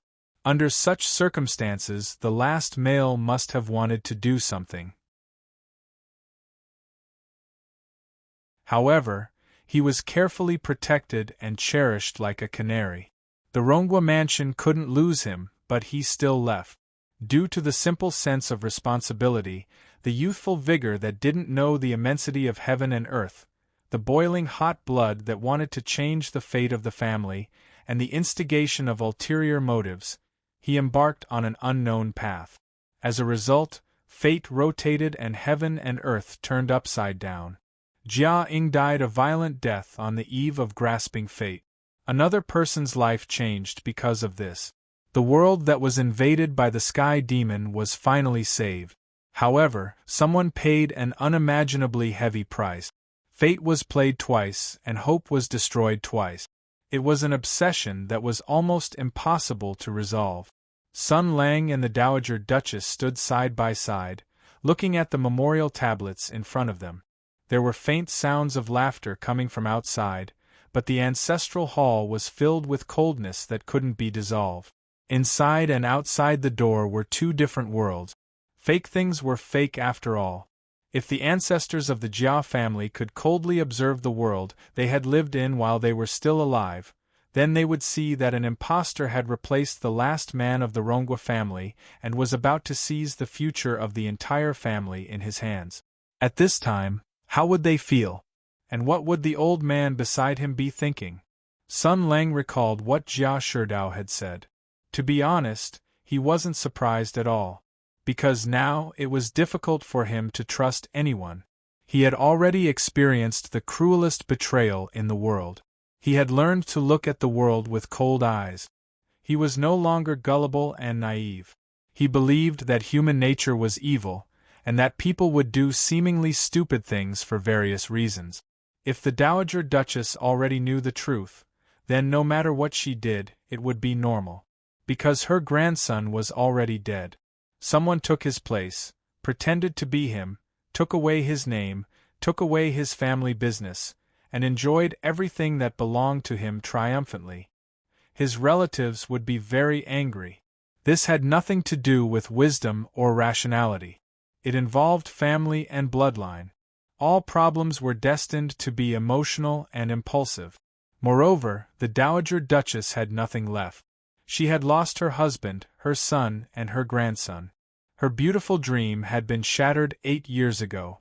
She had failed to protect her last descendant. She had lost everything. She couldn't even protect the family that her husband and son had entrusted to her. Because she didn't have much time left. After she died, the crumbling Rongwa mansion would usher in an unpredictable fate, and the bloodline of the Rongwa mansion would be completely cut off. Under such circumstances, anger, madness, viciousness, and even brutality were natural emotions. But it didn't matter. No matter what happened, he would accept it. Because he made a decision with his own will. Even if it was the last time, he wanted to see it with his own eyes. After the Dowager Duchess came in, she stared at the memorial tablets of the deceased in silence. No one knew what she was thinking. Then she turned her head and looked at the side hall. The curtain that had been cut by the sword Qi had been hung up again. The armor inside had been reunited with its owner, but the paintings were still there, and so were the memorial tablets. The Dowager Duchess walked in, and Sun Lang followed. In the past 2 years, I came here almost every day for a while to see and miss you. Only then can I be stronger. I think, although things are difficult, how difficult can it be? She shook her head and said with a smile, "It can't be harder than my precious grandson galloping on the battlefield in just 6 years. Every time I think of this, I can endure it. Because I can't let my grandson see me as a joke, right?" Sun Lang said softly, "It's really difficult, so you're very amazing." The Dowager Duchess laughed. "You child, you always know how to say nice things to make me happy." Sun Lang looked at the paintings hanging there, and looked at the memorial tablets placed there. There was some sadness in his voice. It's really different. Although it's hard, one can see hope getting brighter and brighter. The other is very hard, but no matter how hard one tries, one can't see hope. Yes, what could she do even if she held on? She was already old, and she didn't know how much longer she could hold on. Her grandson was already gone, and this was already the most complete failure.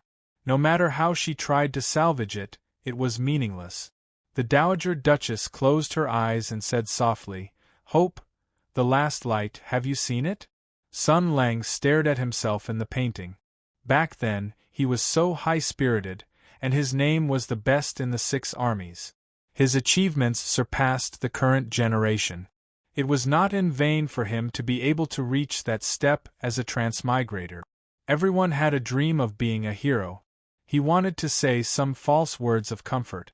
After all, the hero from back then had returned, and he wanted to take back everything he had lost. He had a great advantage, and he also protected his loved ones. It seemed like a happy ending. But when the words reached his mouth, he couldn't say it. He finally sighed softly, and his tone was a little cold. No, at the end of the road there is only despair. Everything was taken away from him again, everything was denied again, betrayed and hurt. He sighed as he looked up at the sky. He was ultimately a human, and he was ultimately an alien. Poor child. The Dowager Duchess held his hand, and her voice was as calm as before. "What's your name?"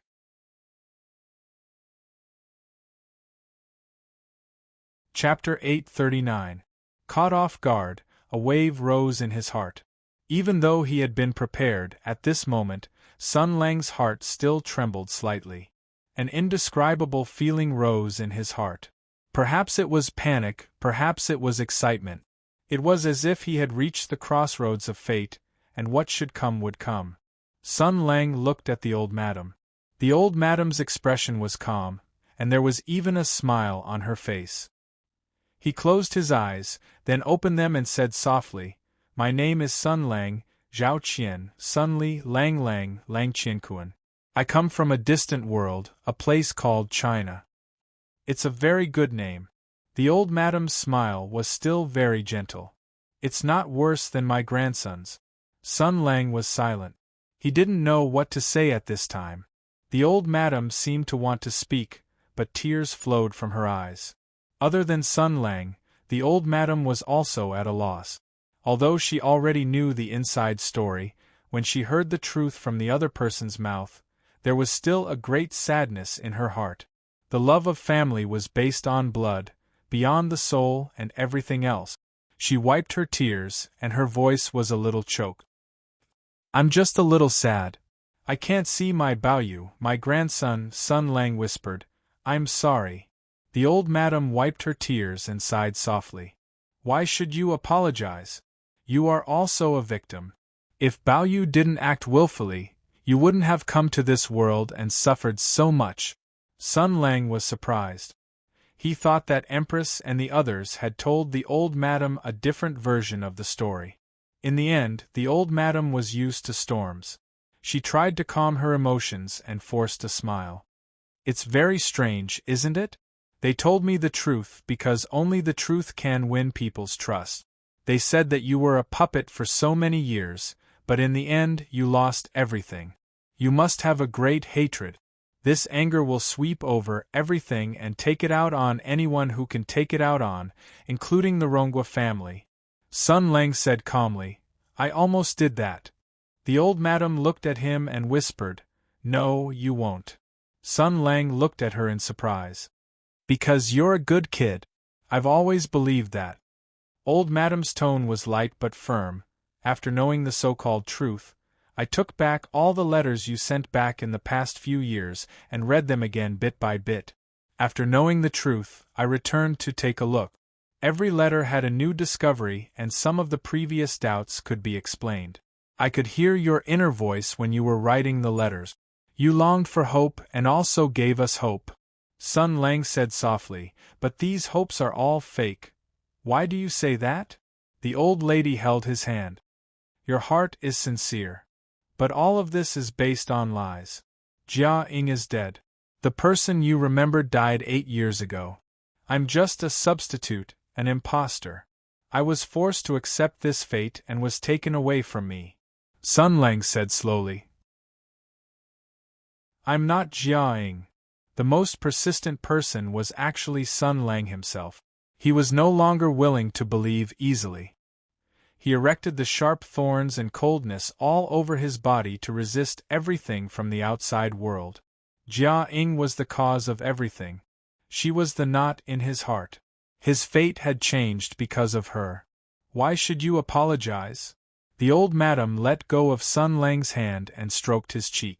Why should you apologize to us? Sun Lang looked at the old madam in a daze. The old madam didn't let him continue and interrupted him. We should thank you. All of us should thank you. Thank you for everything you've done for us. Sun Lang was stunned. The old madam asked Sun Lang to turn around and pointed at the picture scroll on the wall. Dark clouds covered the city, swords, spears, and halberds. The light of darkness and despair. That figure was the most dazzling star on the battlefield. This is not your war, but you came to this world and did very, very good things. Because of this, countless people were able to survive. This is a feat that will go down in history and should be remembered by all the people. No one can erase or deny such achievements. Why shouldn't you proudly admit all of this? Sun Lang said slowly, This is not what I want. This is just a false scam. And there is no good result. There is only despair at the end of the road. No matter how glorious things were done, no matter how bright and dazzling they were, the final result cruelly shattered everything. The false truth was false after all. It dyed everything into darkness.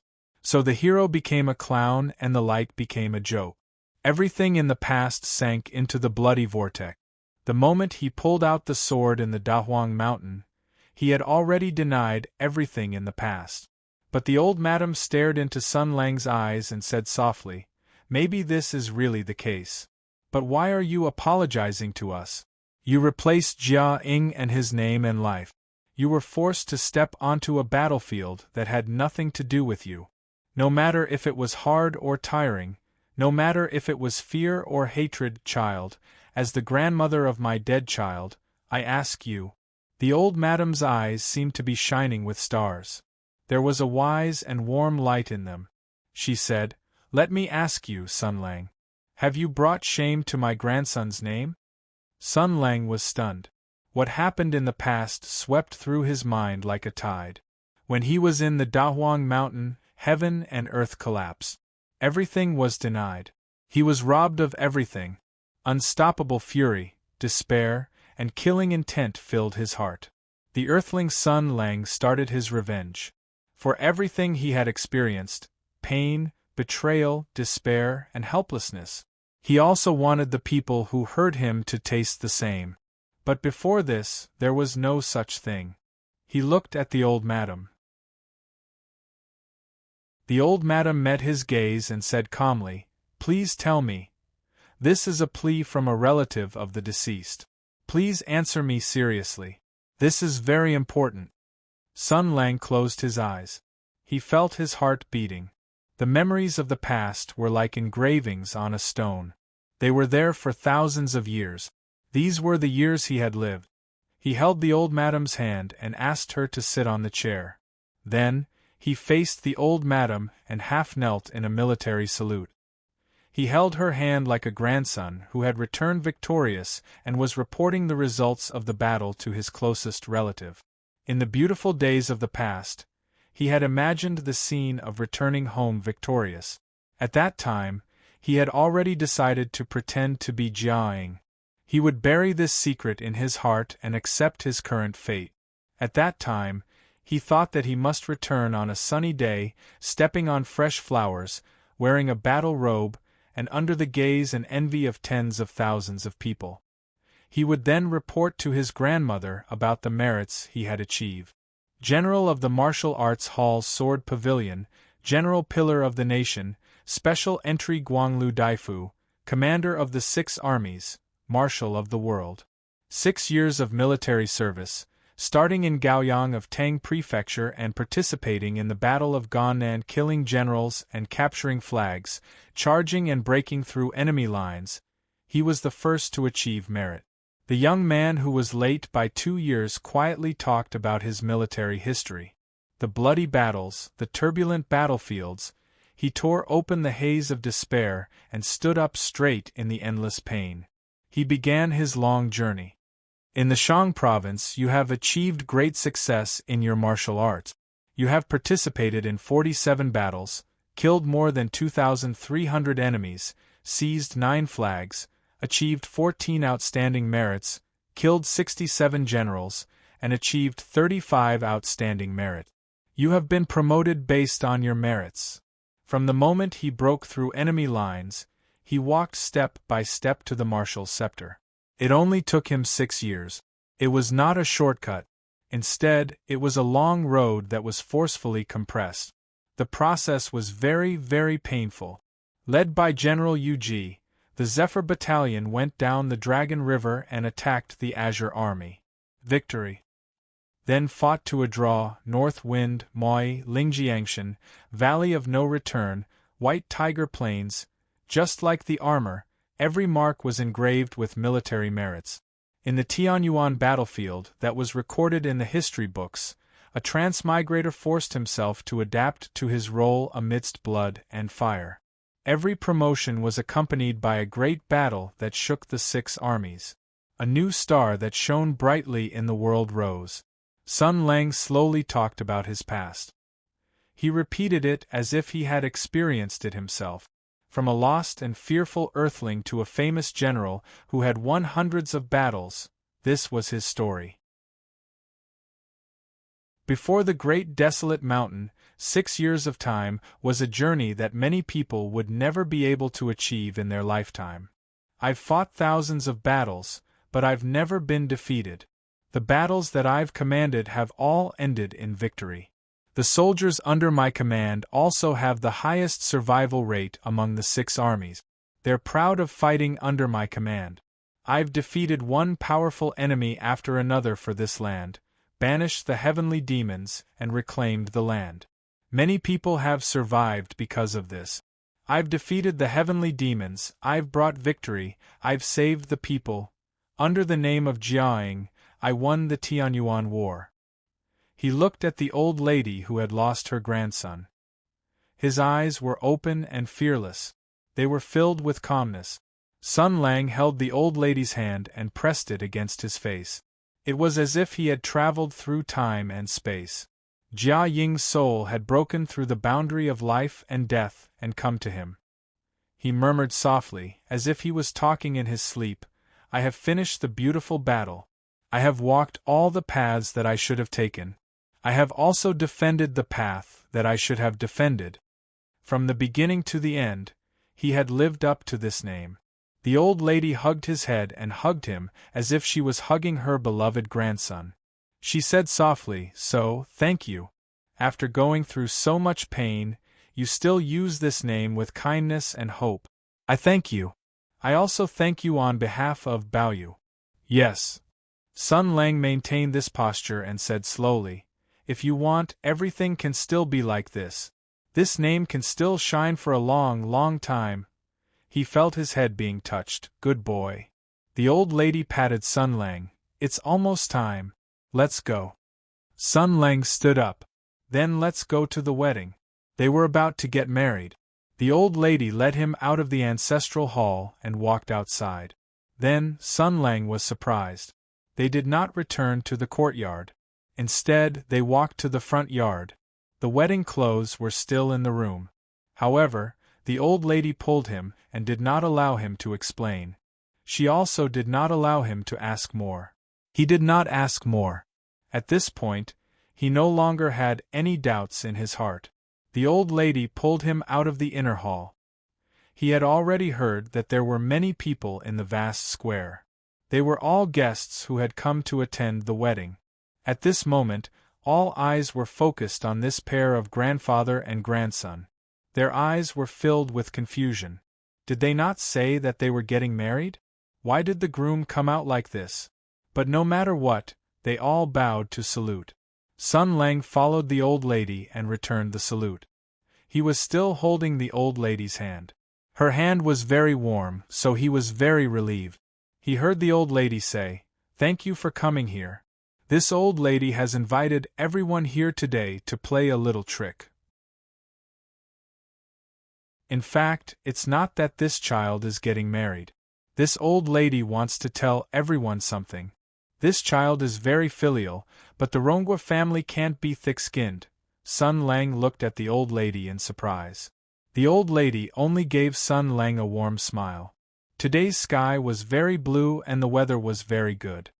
He saw the clouds of Jinling leisurely floating in the sky. The ground was quiet. In the decorated Rongwa family, the old lady's voice spread to everyone's ears. This child is an old friend of the Jia family.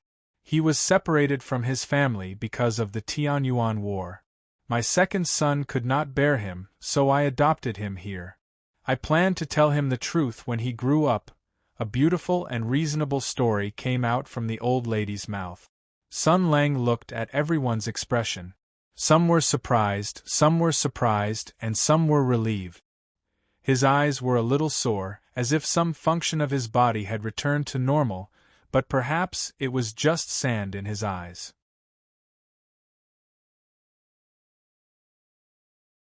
Chapter 840. The huge Rongwa mansion was silent. No one spoke. They just listened to the old lady tell the story. Background, bloodline, truth, and old secrets were revealed. Even if they had thousands of doubts, they could only listen. The people of Rongwa Manor looked at each other. Second Master Bao actually had such a background. This was something they didn't know. They subconsciously went to look for the older maidservants in the family. If it was the older generation, they should know the truth. But no matter how they looked, no one knew. It had been more than 20 years since Second Master Bao was born. In these 20 years, the fate of the Rongwa Manor had risen and fallen. The people in the manor had also gathered and dispersed.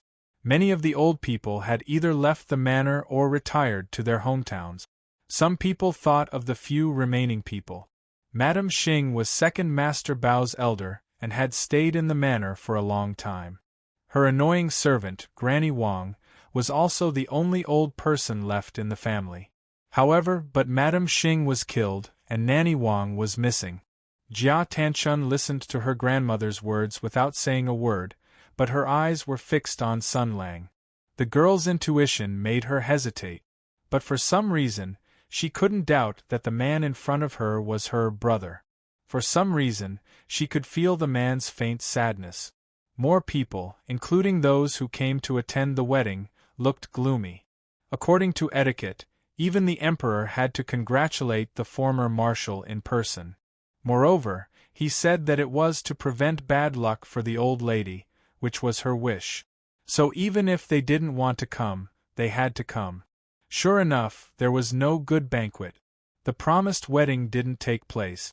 In the end, it became a press conference for Marshal Jia to change his identity.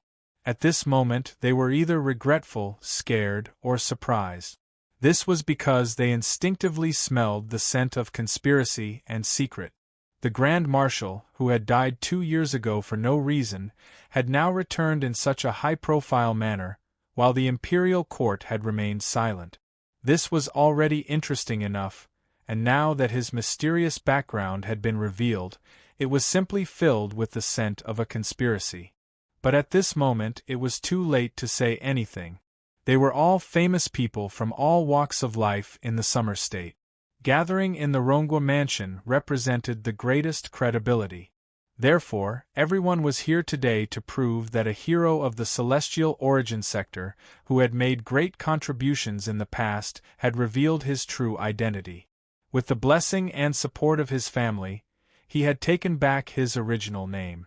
This news would grow wings and fly over thousands of rivers and mountains to spread to everyone's ears. Jia Ying was Sun Lang, and Sun Lang was Jia Ying. He was the war hero who had made great military achievements on the Tianyuan battlefield. Sun Lang was his real name. No matter which name he used, he had made great military achievements on the Tianyuan battlefield. This had already become a reality. There was no way to go back on it, no way to change it. Everyone had heard it. The Dowager Duchess turned to look at Sun Lang. Her eyes were as gentle and loving as before. She smiled and said, "You have done enough for the Jia family. Now it's time for you to do something for yourself. Take back your original name and stand upright under the sky. Have a family tree, continue your bloodline, and pass down your story. Leave a mark in this world." This was something that only this pair of grandmother and grandson could understand. Sun Lang lowered his eyes and said in a low voice, "You don't have to do this. I've already made my decision." The Dowager Duchess smiled and shook her head. "You're a good boy. You've always been so. You always think about others. From now on, think more about yourself." Sun Lang's gaze passed through the crowd and saw the two brides hurrying over. Lin Daiyu and Xue Baochai were wearing their usual clothes. There was a faint disappointment on their faces, but there was even more joy for the person they loved. Starting today, he had finally obtained the freedom to be recognized. Sun Lang's gaze met theirs. Their thoughts were instantly intertwined through their eyes. He quietly said, "Pin and my first child can have the surname Jia if you are willing. She is your granddaughter. The blood of the Rongua manor flows in her body. The legacy of the Rongua manor can still be passed down." The Dowager Duchess still shook her head. "Silly child, what I want to hear is not this." Sun Lang paused and then quietly said, "I promise you from now on I will live well. Then I can be at ease." The Dowager Duchess revealed a gratified smile and slowly nodded. "Child, I'll leave this to you. Grandma is a bit sleepy." Her body swayed and the last of her stubbornness vanished. Sleepiness wrapped around her already exhausted body. As early as 2 years ago, her life had already reached its limit. The women of the Rongua manor let out cries of surprise. The silent crowd was also in an uproar. Sun Lang's expression changed. He supported the tottering body and channeled the power of 7 planets into it. Immediately he shouted, "Lu Shu Zhen." The demon sword Ji Du flew over with a whistle and hovered beside the Dowager Duchess. A moment later, he said in a low voice, "It's she who is tired. Sun Lang, persuade her some more." Sun Lang paused slightly and then understood the sword spirit's meaning. His expression was somewhat gloomy. Even though he was already used to seeing life and death, at this moment, he still felt an enormous sorrow assault him. "I haven't begged anyone for a long time. Today, I'll make an exception," he said in a low voice. "Don't leave so quickly. Stay a little longer," the Dowager Duchess said softly. "I should have died 2 years ago. But I couldn't let go of this family, so I made an exchange with them. I still held on to the hope that my grandson's body was not found. I believed that he was still alive. Then I'll wait. I'll keep waiting until I can't wait anymore," Sun Lang said calmly. "You've waited." The Dowager Duchess sighed. "It's not the same. It's not the same. Child, I've given his life to you. Your fates have already been merged together. I think this is the best way. Even though it's very unfair to Baoyu, but he's also a good child like you. He'll definitely understand, right? Even though I think so, I still want to see him. I want to ask him personally if he'll blame me." Sun Lang forced a smile. "He won't dare. Otherwise, I'll beat him up. I've wanted to beat him up for a long time. For your sake, I'll spare him." The old lady scrutinized his face. The two of them were really very similar. Perhaps in her heart, the two of them had already overlapped, and there was no distinction between them. She smiled with a hint of reproach, as if she was lecturing a naughty child. "You two are like brothers, you can't fight." Sun Lang nodded slowly. "Okay, I'll listen to you." He held the Dowager Duchess's hand tightly. The dense 7 luminaries' holy power surged into her body, expelling the aura of death. But can you listen to me this time? Don't leave so soon, okay? The Dowager Duchess's tone became more and more blurred. Her eyes became dimmer and dimmer. I can't bear to leave you. I've just seen you. I haven't seen you properly, but the road has already come to an end. My Baoyu, I haven't seen him for a long time. I miss him very much, and my husband, my son. She had no regrets. She was already very, very tired. The girls rushed up and surrounded her. They suppressed their tears and didn't dare to cry out loud. The servants and maids in the mansion also realized what had happened. They all slowly knelt down. Don't cry. Don't cry. Although her voice was very weak, her tone was still very strong. She had supported the Rongwa mansion for more than 10 years by herself. She was the sky of the Rongwa mansion. She was the ruler of the Rongwa mansion and supported everyone. She looked at the people around her and whispered, "If you all want to laugh, then laugh. What else am I not satisfied with? The most difficult time has passed. The days in the future will be very, very good." Jia Tanchun held back his tears and shouted, "Grandma, Grandma!" The Dowager Duchess lovingly stroked her granddaughter's head. In the blink of an eye, the children were already so big. She still vaguely remembered the things that happened more than 10 years ago. At that time, everyone was there. The family was happy. The family was full of grandchildren. The husband and wife were harmonious. The son was filial and the daughter-in-law was virtuous. The children laughed and played, ran. She was very tired. She missed her family very much.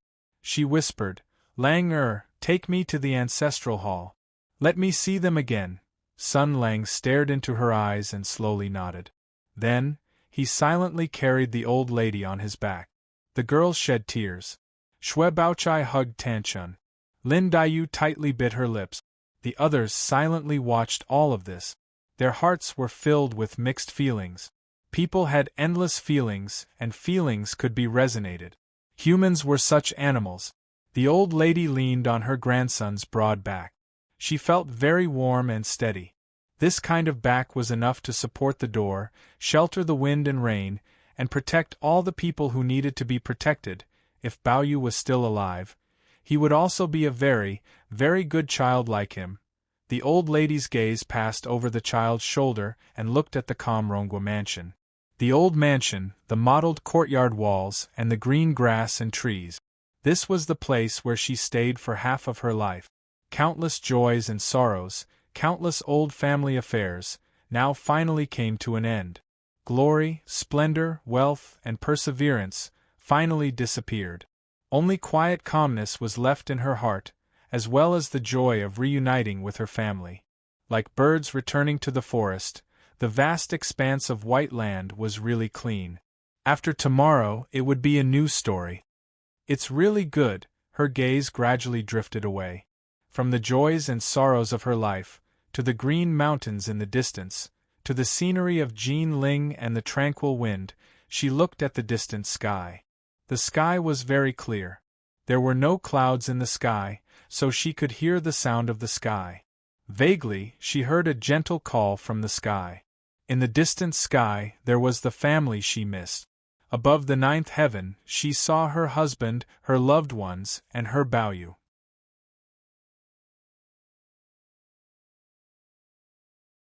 Chapter 841. The Jia Mansion mourned. From the inner door to the main door, the doors opened one by one. The red paper was replaced with white paper. The mourning canopy was raised and the memorial archway was erected. The people in the mansion went around to announce the passing of the deceased. Grief flowed gently in this once glorious mansion. The only remaining elder of this generation had finally let go of her burden. Although the old lady did not say it explicitly, everyone knew that she had entrusted the future of the Rongwa mansion to Sun Lang. Although he had become an outsider, Sun Lang still took responsibility. No one objected. He exercised his power as the head of the family. Happy funeral. There was no need to be extravagant or complicated. He kept the grief in his heart and quietly sent her off. The old lady still had a smile on her face. She did not have any regrets at the last moment. After 3 days of vigil, the funeral clothes were ready. The guests who came to attend the wedding had to stay for a few more days. They were quite nervous. Although Marshal Jia, who had changed his name, was quite free to answer questions, in the eyes of the crowd, he was like a huge firecracker that was burning fiercely. No one knew when it would explode. Many people in Jinling came to visit the funeral after the coffin stopped. Although the Jia mansion had been declining in recent years, the pillar of the family had returned. A talented person in his 20s could bring glory to the family for 50 years and even lay the foundation for 1,000 years. If it were not for the fact that the Great Barren Mountain incident was too strange and the marshal's political position was questionable, the mourners would have crowded the streets of Rongning and cried sincerely for 3 days and 3 nights. It was guaranteed that they would be more sad than the death of their mother. Ronghua Manor was a duke's manor. Although it had declined over the years and was not a lord with real power, it was still a duke after all. The old madam was the legitimate madam of the duke. As the only old woman of her generation who had great achievements, she was personally conferred the title of first-rank imperial lady. After her death, it was necessary to report it. It was very appropriate to report in the name of Jia Su. He was the Duke of Ning and the nephew of the old lady. In addition to reporting the death of the old lady, he also said what the old lady had said before she passed away, which was about Sun Lang's true identity. At the end of the letter, Sun Lang had written down, which was the words, "This subject wishes to hear the memorial." After that, he wrote, "I am Sun Lang, that's all." Jia Su had no objections. His big uncle was very quick-witted. He could see the grief and anger in Sun Lang's heart. If he raised the slightest objection to this nonsensical statement, the enraged eldest nephew would probably tear up the memorial and rewrite it. It would definitely be the most shocking memorial in the history of the dynasty. The memorial crossed the river and headed north. On the second day of mourning, the imperial court's emissary came at top speed. But don't be mistaken, this was the first batch. After Prince Zongshuan fled back to the capital and brought back Sun Lang's threat, the imperial court had settled on a response. The memorial to report the old lady's death was still on the way. The main gate of the Ronghua mansion was still wide open, but no one came out to welcome the emissary. The eunuch who delivered the edict had been running for his life, even sleeping on his horse. But halfway there, he heard the news of the old lady's death. He was so scared that he almost threw away his imperial life and fled through the night, but in the end, he didn't make it. After a long period of mental struggle, coupled with the internal guards monitoring him, he couldn't escape even if he wanted to. Whether he stretched his neck or not, he would be stabbed. Although his heart was terrified to the extreme, he still walked to the middle door of Ronghua mansion with trembling hands. The emissary was timid and submissive all the way. He didn't have the slightest bit of the prestige of an imperial envoy. He had lived half his life and delivered many edicts. No matter if it was the family of an important official or an ordinary family, which one of them wasn't respectful and flattered. Even if it was an edict that banished them to prison, they still had to say a word of thanks for the imperial grace. Even to the eunuch delivering the edict, they had to be courteous and give him some silver. That feeling of relying on someone else's might was really comforting, but this time, everything was reversed. At this time, there were many people coming and going to the Ronghua mansion to offer their condolences. The more knowledgeable people recognized the attire of the eunuch and the yellow scroll in his hand. Shocked, they instinctively wanted to avoid kneeling. But when they saw the eunuch's trembling expression, they paused and their kneeling movements slowed down. No one was born a wretched person, and kneeling wasn't something interesting. It was better to wait and see. The eunuch delivering the edict saw the subtle expressions of these people from the corner of his eyes. He was born in the imperial palace and was best at figuring out the thoughts of others. How could he not know what they were thinking? Thinking of this, he couldn't help but laugh bitterly in his heart. Everyone could see that he was panicking like a stray dog. They passed through the main hall and walked into the inner residence. Under the guidance of the servants, they arrived at the matriarch's main bedroom. The body was placed in the room for the family to protect. According to ancient legends, after a person died, they would come back within 3 days to see the person they couldn't let go of. This was the final farewell. Stepping into the courtyard, the emissary felt something and suddenly raised his head. His gaze met the eyes of a person in the room. In an instant, his breathing stopped and boundless fear rose in his heart. Although he had heard about it and had expected it, after seeing this person, he felt as if the king of hell had grabbed his throat. He heard the person's sigh. The tone was very familiar. Yes, it was him. Gauleisure, the person who came is you. Who did you offend? In an instant, the arrogance of a great eunuch, the dignity of an imperial eunuch, and the dignity of the imperial family were all thrown to the back of Gauleisure's mind. With a plop, he knelt on the ground and rushed in. His head repeatedly knocked on the solid ground, making thumping sound. As he kowtowed, he cried, "Marshal! Marshal is wise. After I received the imperial order, I rode a fast horse all the way to the south. Along the way I changed horses. I ate, drank, and did everything on the horse. I didn't dare to make any mistakes or delay." Sun Lang lightly said, "Quiet." Gauleisure immediately shut his mouth. His head was on the ground. He clenched his teeth and forcefully suppressed all sounds. Sun Lang asked, "What did the emperor ask you to bring?"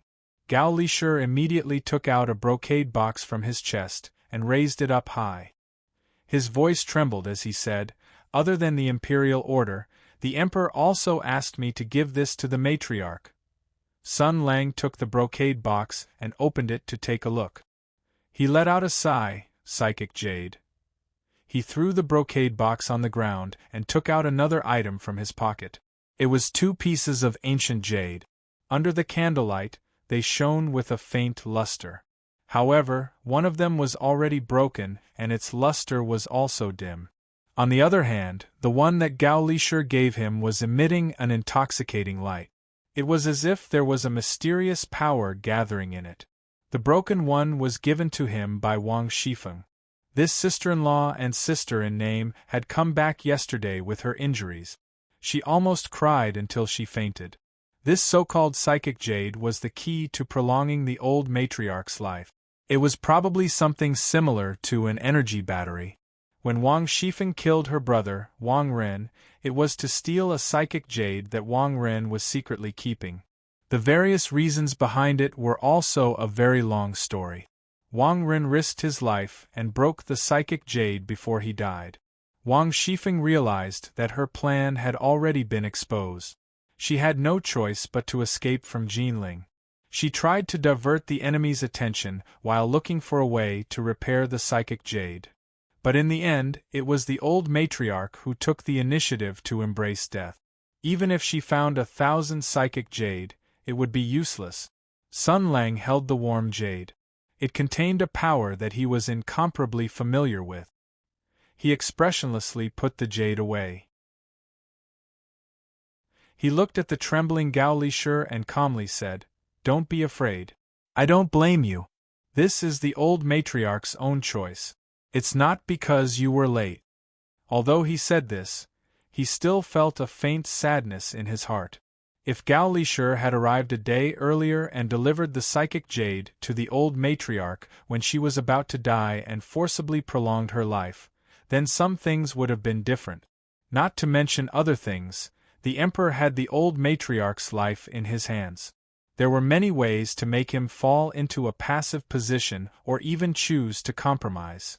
Perhaps the old matriarch had foreseen this, so she chose to give up her life.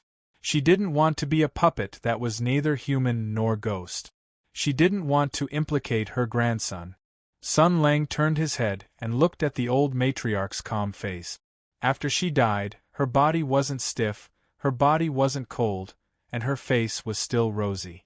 This meant that the old matriarch's body had already undergone some kind of irreversible change.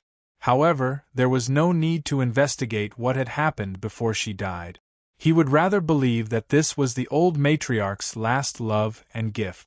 She wanted to pass away in the most peaceful manner so that the people who missed and loved her wouldn't be too sad. There was still a warm smile at the corners of her mouth. Her expression was serene as she thought of the people far away and left.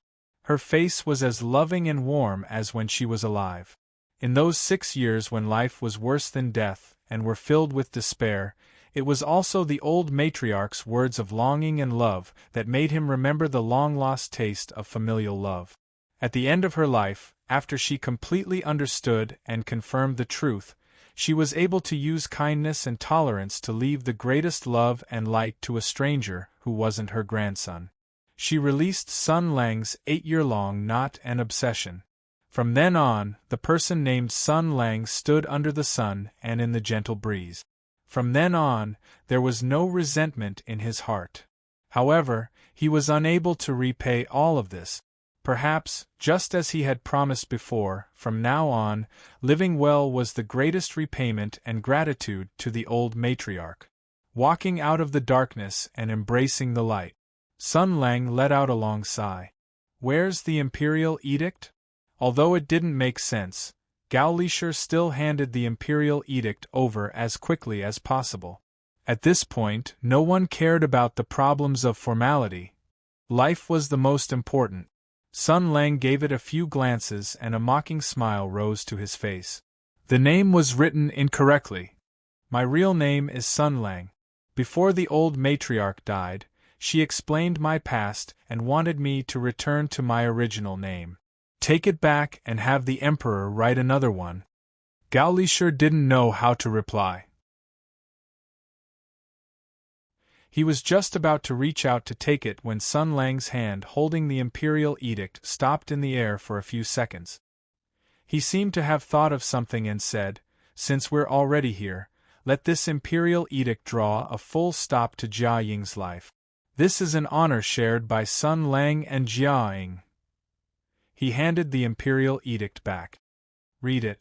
Gao Lisher accepted the imperial edict and unconsciously wanted to stand up, thinking that he should remind the marshal that he didn't need to kneel. However, looking at the old man's intentions, it didn't seem like he had any intention of kneeling to listen to the edict. However, just as he wanted to stand, a hand pressed down on his shoulder. Gao Lisher raised his head in shock. In front of him, the marshal's expression was very calm. He said, "Read it while kneeling."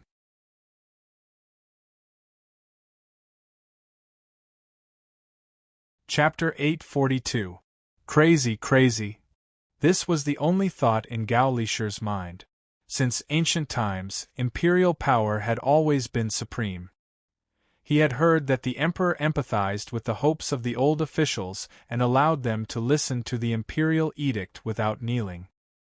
He had also heard of arrogant and despotic officials, standing arrogantly as they listened to the imperial edict, but even the most domineering and powerful officials would not tear off the last piece of cloth of imperial power. Making a eunuch kneel and read the imperial edict? Does your grandmother know you are so awesome? Don't be afraid and don't think too much. I know you are here to pass on the imperial edict and represent the emperor. It is because of this that you should kneel. In other words, your master should come and kneel. He should be extremely grateful to my grandmother because one after the other, he owes her 2 big favors. First, she taught a good grandson. Second, she did a good deed in the end. Otherwise, he probably wouldn't even have the chance to come and kneel. Gao Lisher trembled in fear and did not dare to sweat. Heavens, Empress, what did I hear? What did I hear? Are you serious? He revealed a smile that was uglier than crying. Marshal, of course I understand you. I know it is not easy for you. Originally, you were sent to do this job, so you must have offended someone. But it doesn't matter, I will protect you in the future. After her burial, I will go to the imperial capital. The position that the emperor conferred is a bit interesting. I am very satisfied. You can come and help me, just like Wei Zhongxian. Sun Lang looked at Gao Lisher, his expression becoming more and more amiable. Right now, we are in the middle of a funeral. In front of her, I have to be a good child, so I will tell you these things. But if you don't want to read it, it is not impossible. Now, memorize the imperial edict and you can go down and tell her. Gao Lisher's face was bitter, but he also knew that there was no turning back. His heart was in turmoil. Seeing Sun Lang slowly stand up, he panicked and did not think about it anymore. He opened the imperial edict as fast as he could and read it. By the will of the heavens, the emperor, the imperial edict says. Sun Lang quietly walked out of the house with his hands behind his back. Outside was a clear sky. There were many people surrounding the courtyard outside. Some of them came to offer their condolences, while others came from their own residences. When they saw Sun Lang, they instinctively saluted together. This was the legendary person. Even now, they still felt that it was a lifetime ago that they could actually see a living legend. Previously, when they heard that the imperial envoy had arrived, they were all moved. The things that had happened in the past few days were too much for their eyes to take in. First, they had come to attend the wedding, and in the end, it had turned into a funeral. They had been affected by the emotions of that day, and had a lot of respect for the old lady. Most of them sincerely wished the old lady well, but they did not forget other more practical things. The return of the Jia family's marshal meant that many things would change. They had to consider the problem of betting. Today there was an imperial edict. The imperial edict was the best weather vane. The content of the imperial edict was enough to explain a lot of things.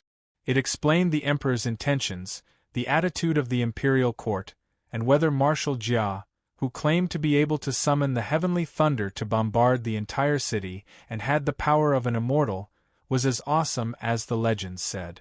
In fact, many people had already seen the first signs. This was because the eunuch who came in to deliver the imperial edict was not arrogant at all. After all, the eunuchs in the palace were the best at observing people's expressions, especially when they delivered the imperial edict. It was a barometer for determining the identity and fate of the person who received the imperial edict. If the eunuch was arrogant and filled with murderous intent, then the content of the imperial edict would definitely be very bad. It would either be a reprimand or a demotion of an official or a confiscation of property and beheading. If the eunuch was expressionless and scrupulous, then the content of the imperial edict would not be anything special. If the eunuch was filled with a smile and looked like he was carefully serving someone, then the person who received the imperial edict would definitely be someone who held the emperor's heart. He would either be an important official or a young talent with a bright future. This was most likely the case. But if the eunuch who delivered the imperial edict was trembling with fear, as if he was about to be executed, damn, was this real or fake? Many people were shocked. They came of their own accord and paid attention to every movement in the room. They saw the eunuch who was scared witless and repeatedly kowtowing. They also saw the marshal who was sitting on a small bench with a calm tone and a gentle face. This appearance and this manner made it seem as if the words "ambitious and ruthless in troubled times" were carved on his forehead. As they watched, they broke out in a cold sweat. Because the surrounding temperature was constantly dropping, they seemed to be able to empathize with the marshal's grief of losing a loved one. They were really worried that the marshal would suddenly explode and crush the eunuch's dog head with one claw. Then, the ambitious and ruthless in troubled times walked out. They heard the eunuch's signature pronunciation and cadence as he recited. In the imperial edict, the emperor was madly flattering, not at all stingy with his praise. But the people's expressions became very shocked because the person who delivered the imperial edict was kneeling in front of the coffin. The impact of this scene was so great that they almost thought that their eyes were playing tricks on them. Silence. Panic. Huge waves surged in people's hearts. On that day, it was said that a thunderstorm had descended on the city. Lightning flashed and thunder roared all night. With the power of a human, the celestial phenomenon had been triggered. Among the people present, there were talents from all over the summer state. They were very far away from Jinling, and did not see the terrifying thunderstorm that shook the heavens and the earth, so they were skeptical of this legend. After all, hearing was false and seeing was believing. How could there be such a powerful person? But now they were a little convinced. To make the eunuch kneel to deliver the imperial edict, he was either a lunatic who had lost his mind or a daring madman. But the eunuch was not made of clay, and the royal guards beside him were not decorations. The eunuch was the emperor's servant, and came to deliver the imperial edict on behalf of the emperor himself. Not to mention kneeling, even if he did something slightly wrong and was regarded as a disgrace to the royal family, he would be beaten to death after returning to the palace, let alone kneeling to deliver the imperial edict. You asked him to kneel, and he would kneel in front of you? What kind of joke was this? But he really did kneel. Could only mean one thing. This eunuch who came to deliver the imperial edict had either received the emperor's private instructions, or he had made the decision himself. In other words, this eunuch from the forbidden palace actually felt that the consequences of not kneeling to deliver the imperial edict were more terrifying than the emperor's thunderous rage. After seeing this scene, the foolish people were terrified and thought that they must keep a distance from the Jia family when they returned, but the smart people saw more and saw an opportunity. Sun Lang only listened in silence for a while before leaving the courtyard. People made way for him, and the courtyard was still echoing with Gao Lisher's recitation. Sun Lang went all the way to the courtyard next door. Voices came from inside. When he opened the door, the room was full of blooming flowers and fragrance. The women in the room all looked in his direction. Shui Baochai, Lin Daiyu, Jia Tanchun, Qing Wen, and Wang Shifeng lying on the bed. A fiancé of a rich family, a fiancé of a distant aunt, a fake sister, a maid, and a sister-in-law who he had just found out was actually not related to him by blood. It was really too scary. Lin Daiyu and Shui Baochai immediately stood up and greeted him with a smile. Qing Wen hurriedly came forward to greet him, but Tan Chun and Wang Shifeng's expressions were still somewhat complicated. It was difficult for them to change their emotions at the moment. Tan Chun hesitated for a moment, but still softly called out, "Second brother." Wang Shifeng also revealed a generous smile. "You're here." The old lady had already passed away. The important thing was to start anew. The matters of the past had been buried under an eternal fog. The things the old lady had said were the final truths. This was very good. Sun Lang greeted them one by one. He pulled over a chair and sat next to them. "How is Sister Feng's body? The flow of blood seems to be much smoother today." Wang Shifeng nodded. "It is much better, thanks to Dr. Liu. After another 10 days of rest, it will be fine." "That's good," Sun Lang said. "The imperial edict came today." Lin Daiyu was shocked. How could it be so fast? Shui Baochai thought for a moment. He should be here because of what happened that night. After all, eldest uncle just wrote the memorial yesterday. It's impossible for him to come and go so quickly. That night, my husband let Prince Zhong Shun go.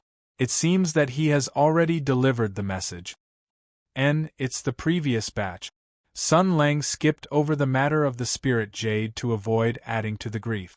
As for the changes in the old lady's body, and the nature of the spirit jade, there was no need to talk about it. Only he could deal with this matter, and only he knew what that thing meant. This was also the matter he had to deal with next. In front of the family members of the Rongua Manor, he only spoke of the Emperor's intentions and the contents of the imperial edict.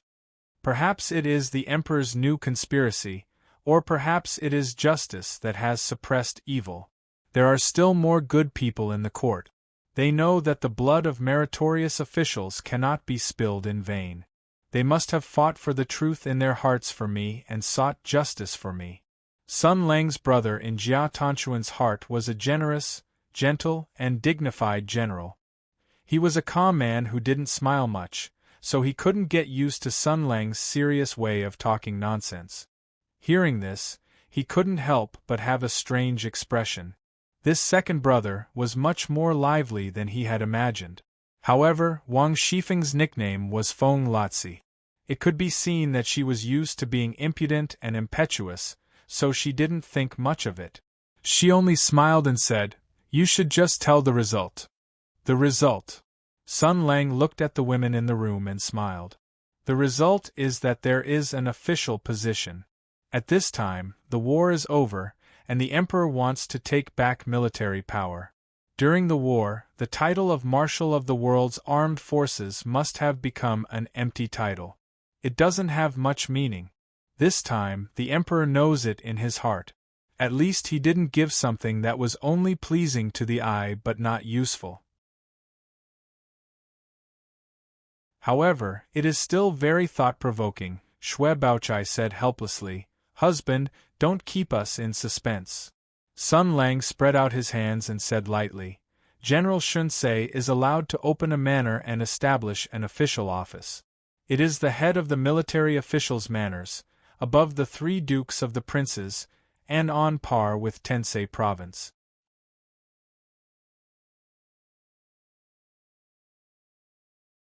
Chapter 843. General of the Xunsei. Logically speaking, the conditions this time were undoubtedly much more generous than the trifling conditions during the negotiations in Mingzhou.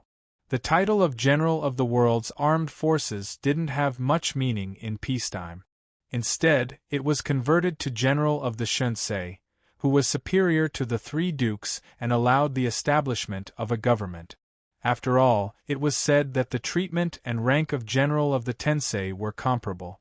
Since they were of the same rank, their authority and power were comparable.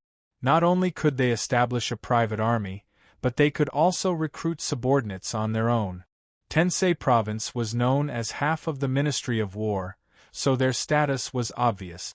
More subtly, the reason why Empress was conferred the title of General of the Tensei, held so much power, and was deeply favored by the Emperor, was indeed because her achievements were dazzling among the generals of the Tianyuan Empire.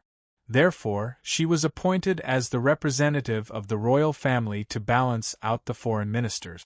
More importantly, she was a woman. In the simple concept of male chauvinism in the country, this meant that she wasn't much of a threat. Even if she jumped around, she would still have to marry in the end. Therefore, after Empress vaguely expressed her ambition to become a supreme being, many people became Spartan. But now they had an even more Spartan reason.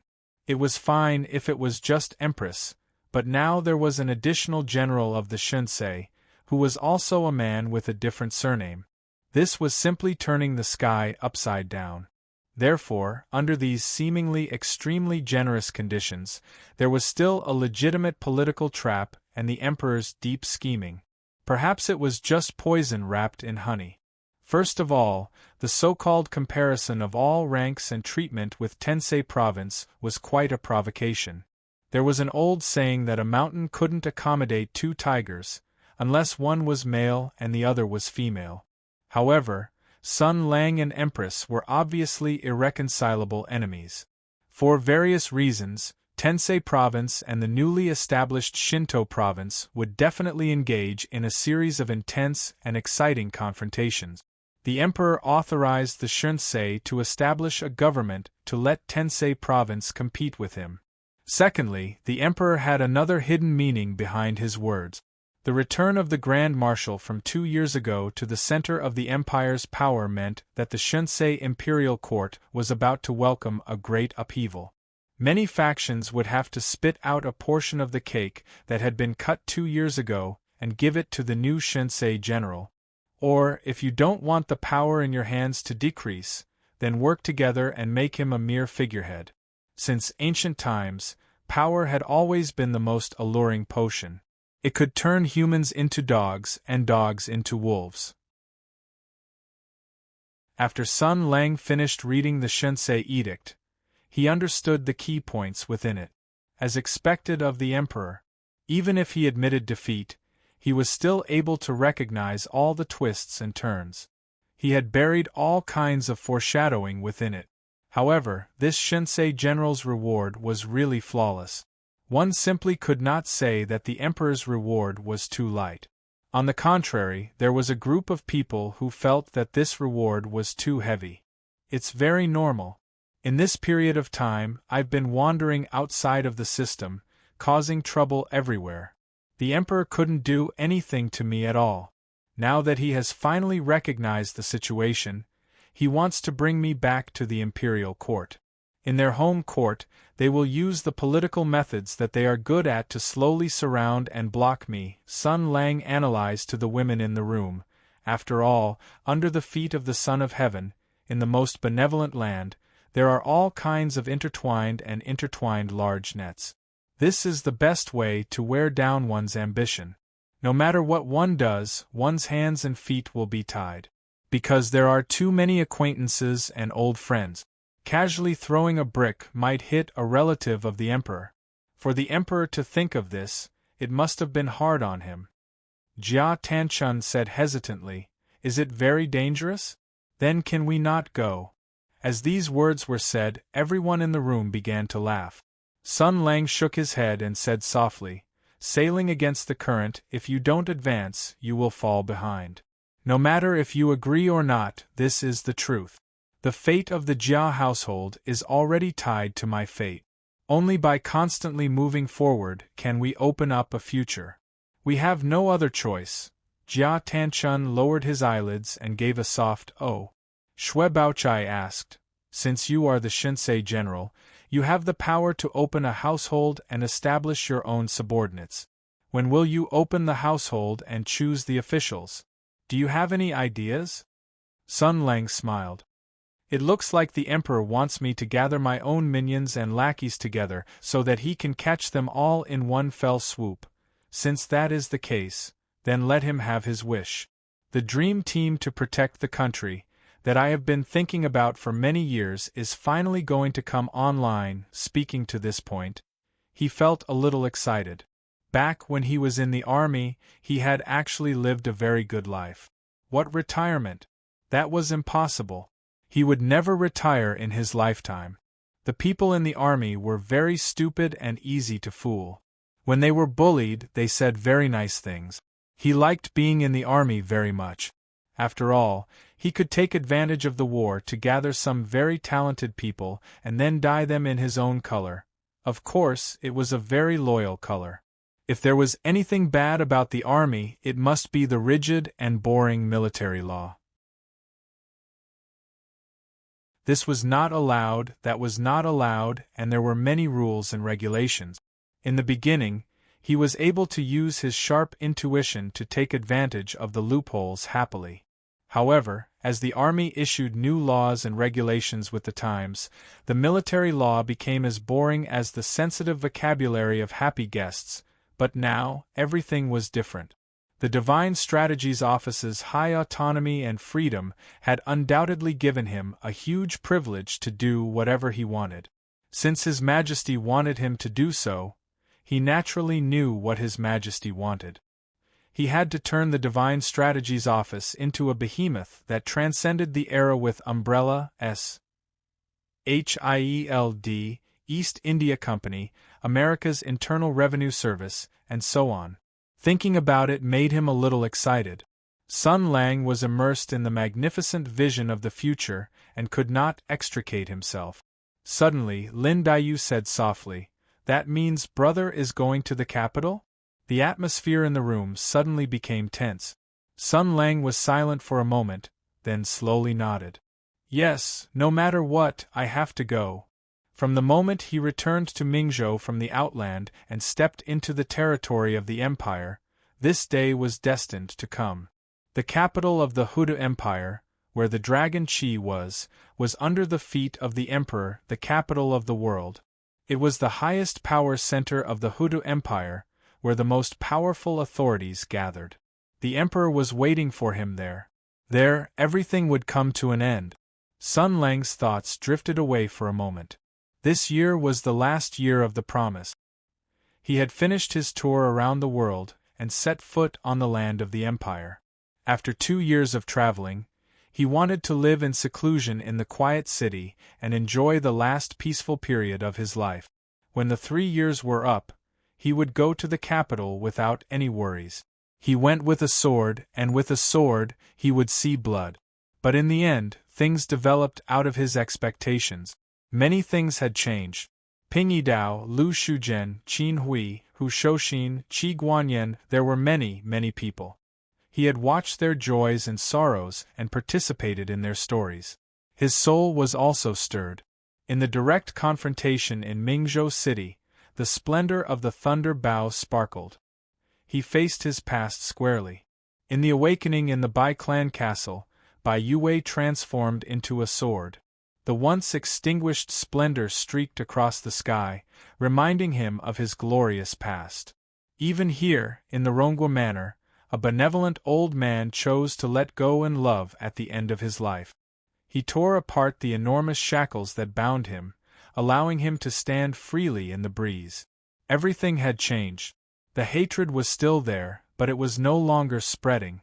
The anger was still there, but it was no longer twisted. At this point, the wounds in his heart had slowly healed, but he still had one last mission to complete. He still had one last thing to do in the imperial capital in the north. Not only for himself, but also for the people he loved. He softly said, "I promised the old lady that I would take good care of you. I promised the old lady that I would live well. So, no matter what, I have to go to the imperial capital." The events in the great desolate mountain had already proved the emperor's insidiousness and viciousness. He would not give Sun Lang a second chance, and Sun Lang would not give him a second chance either. In the end, a victor had to be decided. Lin Daiyu said, "I want to go with my big brother." Sun Lang smiled. "Of course. Big sister Bao wants to go with us as well." The two fiancés revealed gentle smiles. Although they had not yet married, they could tell what the other was thinking just by looking at each other's eyes. This was called having a tacit understanding of each other. Sun Lang glanced at them out of the corner of his eye. He saw that Wang Shifeng was silent and Jia Tanchuan's expression was somewhat gloomy. On second thought, he understood what they were thinking. After all, Lin Daiyu and Xue Baochai were comrades in the army who had been together day and night. They had already formed a deep friendship. But Tanchun and Big Sister Feng, theoretically speaking, had only known each other for less than 2 days. Their grandmother, who they had relied on for more than 10 years, had passed away, leaving behind the desolate Rongguo mansion and a huge mystery, Jiaoying. They were immersed in the grief of losing their loved ones and felt extremely confused about the future. But no matter how doubtful and confused they could only choose to rely on Sun Lang. But now, the only person they could rely on was going north to the imperial capital, and they had to stay in Jinling alone. Sun Lang looked at their gloomy and silent appearance and thought of the old lady's expression when she was dying. Although he did not say it explicitly, he had to consciously shoulder the responsibility of taking care of his family. Thinking of this, his head was in a knot. After thinking for a while, he blurted out a stupid sentence. "If you are willing, you can also come with me to the imperial capital. After all, there is nothing to miss in Jinling. If you are all in the imperial capital, I can take care of and protect you." Jia Tanchuan's expression changed when she heard this. She timidly said, "Can I?" The moment Sun Lang said those words, he realized that a terrible future was approaching. "Hey, brother, your 2 fiancés are going to the imperial capital with you, right? Not only that, your sister who is not related by blood is also coming, and your sister-in-law is also coming, not to mention your personal maid, right? A complete harem. Isn't it wonderful to go to the imperial capital with you?" "Wonderful my ass." At this moment, he thought of the peanuts in Mingzhou.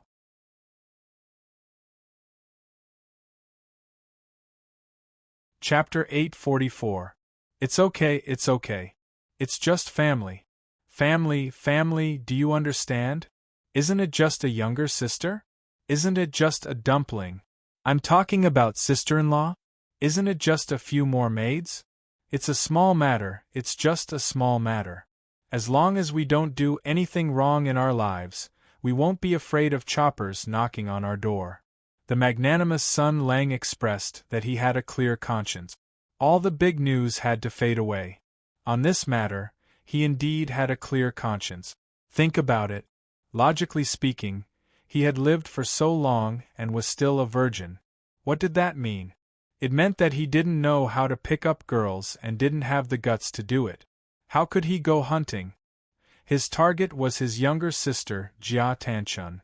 It was impossible. They had only known each other for a few days and didn't have any interest. Moreover, the old madam's will was there. He wouldn't do such a beastly thing.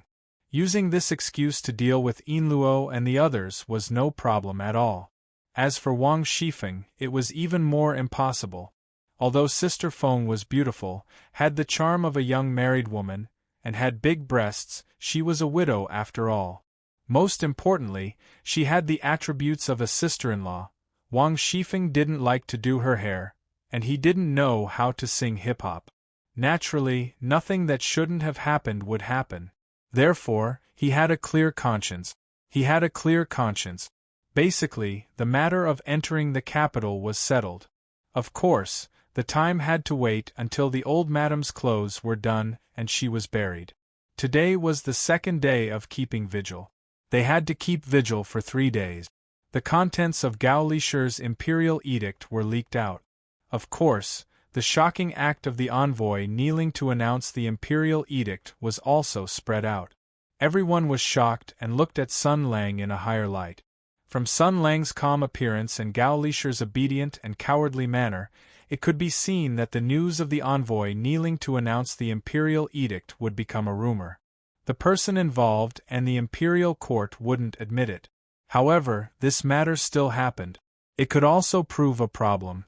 This marshal of the Jia family, who was known to be able to summon thunderstorms in a single night, might really be a peerless powerhouse that the imperial court found difficult to deal with. Not only because he knelt down to deliver the imperial edict, but also because of the reward from His Majesty. The Shunsei Generalissimo would establish his own office and establish his own subordinate. All of his treatment and ceremonial rites would be the same as in Tensei province. The second one was a military official who could cover the sky with one hand. Thus, the rumor of kneeling to deliver the imperial edict was selectively forgotten. Everyone was concerned about General Shunsei. When the news spread, the number of people who came to offer condolences to old Madam increased by 3 times. People from all walks of life in the summer district began their own performances. Those with literary talent wrote emotional eulogies, while those without culture but with acting skills cried until the sky turned dark. Paying respects to the old lady was the most important thing. Other than that, they had to ask about the well-being of Rongwa Manor. If there was anything they could help with, that would be great. However, other than General Shunsei Generalissimo, there was no male family member in Rongwa Manor. Even if they wanted to talk to him, they couldn't find anyone to talk to. After all, General Shunsei didn't care about them at all. But it didn't matter. The wisdom of the masses was endless. If there was no way to attack head-on, they would take a roundabout route. Ningguo Manor was the first route. After all, Rong Manor and Ningguo Manor had a good relationship. During the previous incident in Jinling, Ningguo Manor had been firmly on Rongwa Manor's side. In addition, Jia Sherdao was one of General Shen's most loyal henchmen. It was obvious that he wanted to take advantage of the situation. Thus, Ningguo Manor welcomed wave after wave of distinguished guests.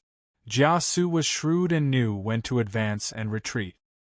He simply said that he was injured that night and was recuperating. Then, he kicked Jia Sherdao out to face the incoming sugar-coated bullet. Jia Sherdao had to hold his nose as he received wave after wave of elders and guests. His face was almost stiff, and his ears were getting calluses. After all, no matter who came, they all praised Jia Sherdao for being young and promising, and had a bright future. Then, they would ask him how old he was and if he was married. This was normal. After all, since ancient times, marriage was the best way to form alliances and get closer to each other. There were matchmakers, pimps, and even people who wanted to give their daughters to Jia Sherdao as maids. At first, Jia Sherdao was so proud of his beauty that he did not know where he was going. However, when faced with the generous marriage proposals, he suddenly thought of a very important problem. Damn it, if I dare to get married and enter the bridal chamber before my brother, he will be so envious and jealous that he will find a way to kill me. I can't say yes, I can't say yes. Therefore, Jia Sherdao used his brother as a shield. His brother had already warned him that a good man should be ambitious and not be greedy for women. It was not too late for a man to think about getting married after he was over 30. Sun Lang had indeed said such a thing, and he had also said the famous sentence, "The demon has not been exterminated, how can I have a family?" Perhaps in the future it would be used in history textbooks for primary school students to quote. Of course, thousands of years later, everything would be hidden under the dust of history. Just by relying on a few lines of words in the book, no one would know that the magnificent and passionate famous sentence was fabricated by someone to cover up the sad fact that he was single. Therefore, people who proposed marriage didn't believe that he would get married after he was 30. They all thought in their hearts, "Bah, what nonsense. Nowadays there are grandfathers at 30. What did your brother say? Are you kidding me?" However, the most effective detour probably didn't work. Some people wanted to use the relationship between the Wang family and the Shi family. After all, the four major families were related to each other. However, the Shi family and the Wang family were so scared that they were on call and did their best to help. In the past few years, they had been hiding at home with their heads tucked in their head. How would they dare to accept a favor for the general? If the detour route failed, there was still the madam route. Except for the General Shensei, there were no other men in the Rongua family. In the past, it was the women who were forced to show up. Now that the powerful head of the family had returned, people from all walks of life who came to visit naturally didn't have a chance to see the female members of the Rongua family. However, even if they couldn't see them, the women could. Quite a few noble madams and madams came to visit. As usual, they cried in front of the memorial tablet. Then, they walked into the backyard of the Rongua mansion with great familiarity and found Jia Tanchun, Wang Shifeng, Xue Baochai, and the others. They called them younger sisters and gave them jewelry and jade bracelets as gift. The number of people who came to propose marriage for Jia Tanchun increased dramatically. Moreover, the standards of the man's family, talent, character, appearance, and other standards all skyrocketed. Compared to those guys who only wanted to seize the property of the Rongua family, he was much better. Seeing that she had become popular, Tanchun was still very unhappy. She went to complain to Sun Lang. After listening to her, Sun Lang nodded. Then, he told Qing Wen and the others to secretly warn every woman who came to visit that if anyone dared to propose marriage for Tanchun again, he would beat up the man's dog head. The women who came to matchmake were so frightened that their faces turned pale. They ran back and told the men. The men thought a lot and read a shocking thing from this simple and direct declaration. A woman should be married when she was of age. How could you, as her brother, say something like that? There was only one truth. The general had thoughts about his sister. It was two. It didn't seem like anything. And they heard that they weren't biological siblings, so it was even less of a problem. He really knew how to play. Sun Lang didn't know that he had been misunderstood. He was writing a letter. Although the old lady had passed away, the marriage hadn't been consummated. This made Sun Lang a little relieved. So, as usual, he reported what had happened recently to Mingzhou. He could talk about the recent situation and use a slightly sad and calm pen to show the girls the fragile soul under his strong appearance. He could evoke their love, reduce suspicion and risk, and at the same time, make a good impression. It was killing several birds with one stone. After thinking about it, he also wrote a letter to Siawei. The little minx had also helped a lot before. In addition to private matters, it was official business. He had achieved remarkable results in Summer Province. The people who came to him to curry favor could line up all the way from the door to the Jinling government office. Although the identity of General Shunsei was hidden in the emperor's malicious calculations, his status and power were not fake. With this identity, many things could be done better and more conveniently. There were many things that could be done and arranged. In addition, after the people in Summer Province were almost ignored, he could meet some people who were really worth meeting. After all, after the old lady was buried, he would leave for the capital. The greatest battle of all was waiting for him there. 3 days later, the old lady's coffin was buried in the Jia family's ancestral grave. She was buried next to someone and stayed with her family forever. There were few people in the Jia family, and with the addition of the distant relatives who rushed over, there were not many people in the funeral procession. However, there were people everywhere who came to pay their respect. Although there were many people and most of them had impure intentions, it was still a funeral. Sun Lang couldn't tell them all to get lost. Grandmother was watching. The people who paid their respects were surprised to find that there was another person's grave next to the old lady's grave. It wasn't her husband.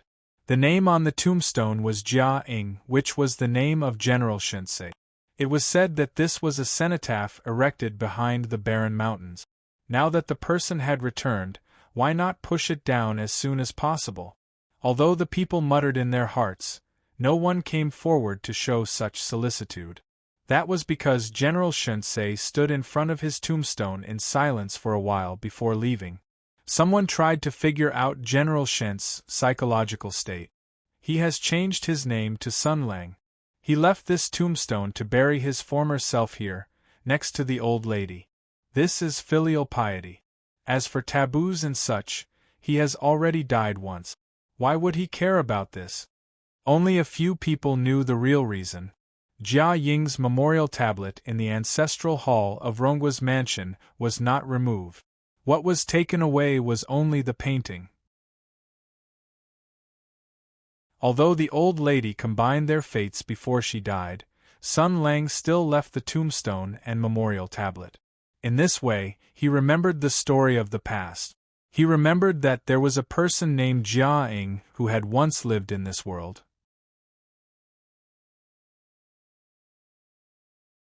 Chapter 845. After the old lady was buried, the second imperial edict came late. The emperor was still sucking up to the old lady. He gave her a lot of compliments, gave her a posthumous title, ordered the chief priest of the Ministry of Rites, and rewarded the family members. Everything was done smoothly. Wang Shifeng's title was raised by 1 level. Lin Daiyu and Shui Baochai's ranks were also raised. Jia Su was given an empty title. Jia Sherdao, who had left with his crown, was now restored to his official rank. Even Jia Tanchun was given the title of Lady of the Wu family. This time, it was the minister of the Ministry of Rites who came to deliver the edict. Other than delivering the edict, he had a few other tasks. When the edict was announced, the onlookers who had not left were all sweating. They were afraid that the general would kneel to deliver the edict again and push the minister of the Ministry of Rites to the ground a few times. But in the end, they all sighed in relief. Fortunately, everything was normal. In front of the imperial envoy, General Shunsei maintained the greatest restraint. But everyone knew that as long as the general continued to move forward, yes, you know, delivering the edict, rewarding, handing over chief priest. The memorial that was said to be written by the emperor himself was burned for the old lady to see. Then, all the heroes of the Jia family were paid their respect. The political task given by the imperial court was completed. But everyone knew that what came next was the most troublesome thing.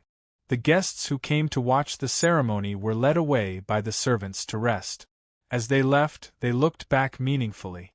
General Shunsei, who had a calm expression, and the Minister of the Ministry of Rights, who had a cold expression, were going to close the door and make some deals that outsiders would not know about. Everyone else left. There were only 2 people left in the guest hall of the Rongwa Manor. The traitor and the imperial envoy of the imperial court suddenly looked at each other and smiled. Then, they hugged each other tightly.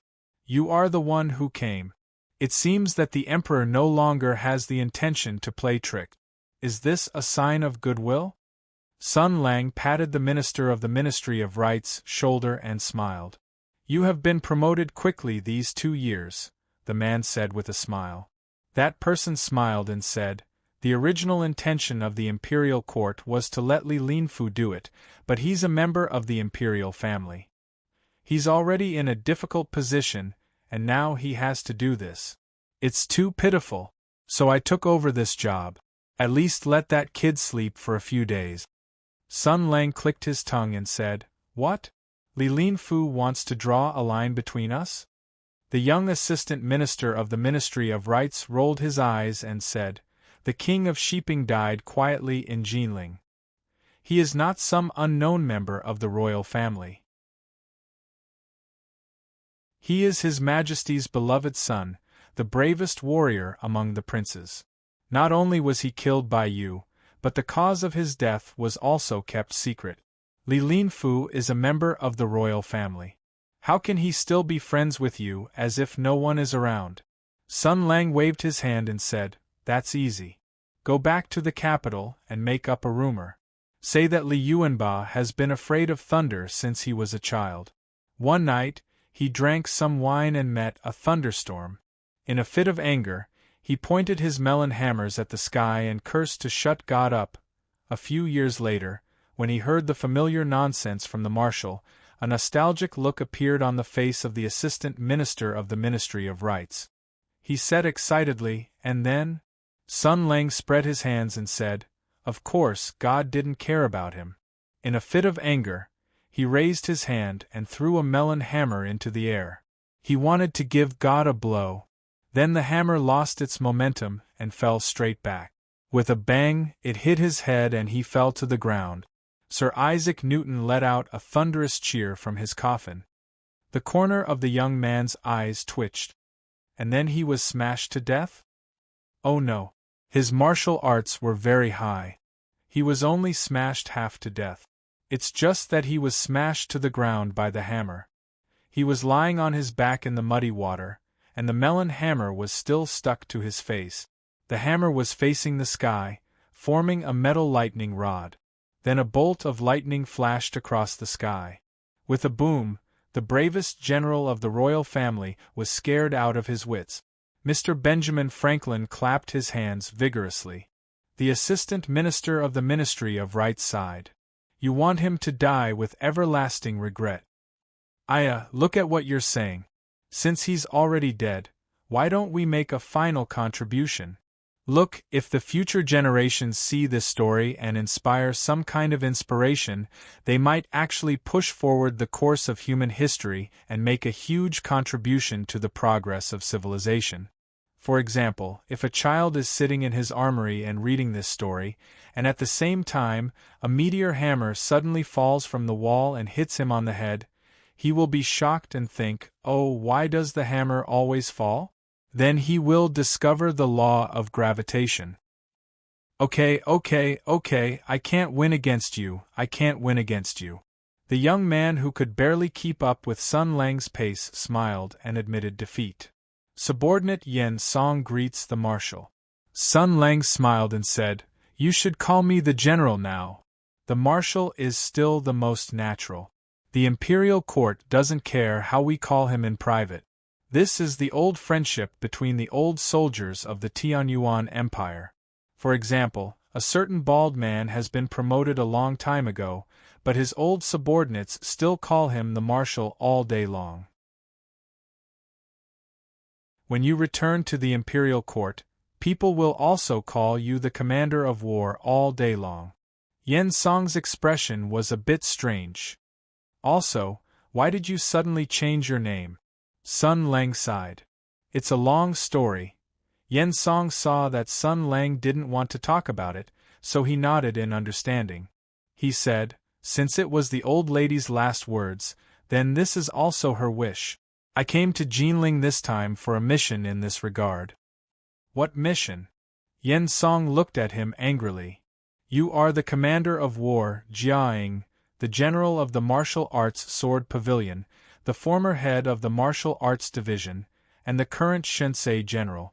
Everyone in the imperial court and in the military knows that you are Jiaing. Now that you have suddenly changed your name, do you think that the stone next door changed his name? Sun Lang looked at him from the corner of his eyes. I haven't seen you for 2 years, and your mouth has become a lot sharper. Yen Song snorted. I am in the Ministry of Rights. Other than doing some red tape all day, I have to deal with the censorate's nitpicking. I have to fight with those bastards every day. When the two sides fight, I can't win against those crazy dogs without external help. I have no choice but to practice my mouth skills. After a while, my mouth has become a lot sharper. Speaking of this, he was excited. The Ministry of Rights really doesn't have anyone who cares about me. When fighting with the censorate, I lose more than I win. Li Linfu and I have suffered a lot. It's good that you are back. In the future, you can help us fight. With you around, no matter how many censorates come, they will just be giving themselves to us. Hey, you are a civil official. You have to be more dignified. Yen Song was excited for a while before he remembered the important matter. Oh, let's continue. Where were we? Yes, about your name change. This is a big deal. With your status and military achievements, changing your name and changing your genealogy is a very big deal. Not only do all the records have to be changed, but the people who write history also have to start all over again. Also, since you have changed your surname to Sun, you have to go back to the origin. What? Ancestor. Sigh. Yen Song was so angry that he laughed. I said that I am your ancestor. Since you are no longer surnamed Jia and have changed your surname to Sun, all the aristocratic families with the surname Sun in the world must be as if they have been injected with chicken blood. They will think of ways to invite you into their genealogy with 8 palanquins. They will do everything they can to connect your ancestors' bloodline with their own genealogy, and climb up to you, this glittering relative. Sun Lang exclaimed, There is such a thing. Yen Song nodded. The bloodline of the clan is the foundation that maintains the country. The genealogy connects people's relationships closely. That is why we are able to protect this land. People cannot be rootless duckweeds. In the end, they have to have a home. From a practical point of view, since you've changed your name, you want to bring honor to your ancestors and establish a family. So, it's also very necessary to find a suitable family from all the Sun families in the world to recognize you. They will become a powerful support and strength for you in the future. Sun Lang thought for a moment. This did not seem to be a bad thing. The last gift from the old lady had quietly changed many of his extreme thoughts. He was not very stubborn about this matter. In other words, you came this time to discuss the birth of an ancestor with me? Yes, I have this plan. After all, you can only recognize one ancestor. From a practical point of view, naturally, you have to choose the most suitable one. I will definitely help you think about it carefully. Yen Song took out a scroll from his bosom. On the way here, I've already sorted out all the major clans with the surname Sun in the world. In my opinion, the Sun family of Jiangdong is very good. Sun Lang took the scroll and put it aside. There is no rush. Is this also the imperial court's intention? Think of a way to delay me for a while? The commotion you caused in Jinling is not small, and it seems to have frightened some people. I heard that after Duke Ning's memorial entered the capital, Hanzhou City was in a state of emergency.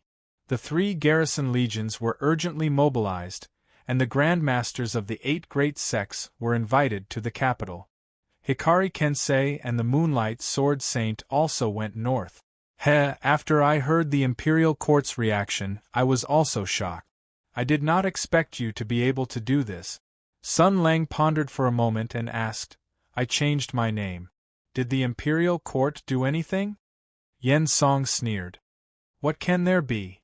They thought that you were already dead and were diluting your name and influence among the people and the imperial court. Now that you have come back from the dead, the momentum of your return to the imperial court is unstoppable. They are busy dealing with the impact and did not dare to officially announce this matter to the world. Sun Lang also sneered. You asked for it. Yen Song nodded heavily. Yes, you asked for it. He looked at Sun Lang. Since you asked, do you have other plans? Sun Lang nodded happily. Yes, it seems that the Emperor is still in a passive state. Since that is the case, why should I follow their thoughts? They have not announced my matter to the world, so I will add fuel to the fire and see how he will deal with it.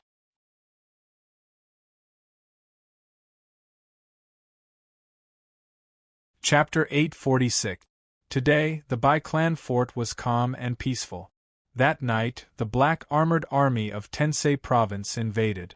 General Wang Wuan was held back in Qinzhou City by the imperial edict and was in a precarious situation. At this critical moment, a beam of sword energy whizzed through the air like a celestial being and cut a huge gully in the ground. The sword energy traveled for 30,000 miles and cut through Qinzhou from Summer Province. Thus, the siege of the Bai Clan fort was resolved. After dawn, the people who climbed up the watchtower of the Bai Clan fort gasped. They could not see clearly in the dark of the night.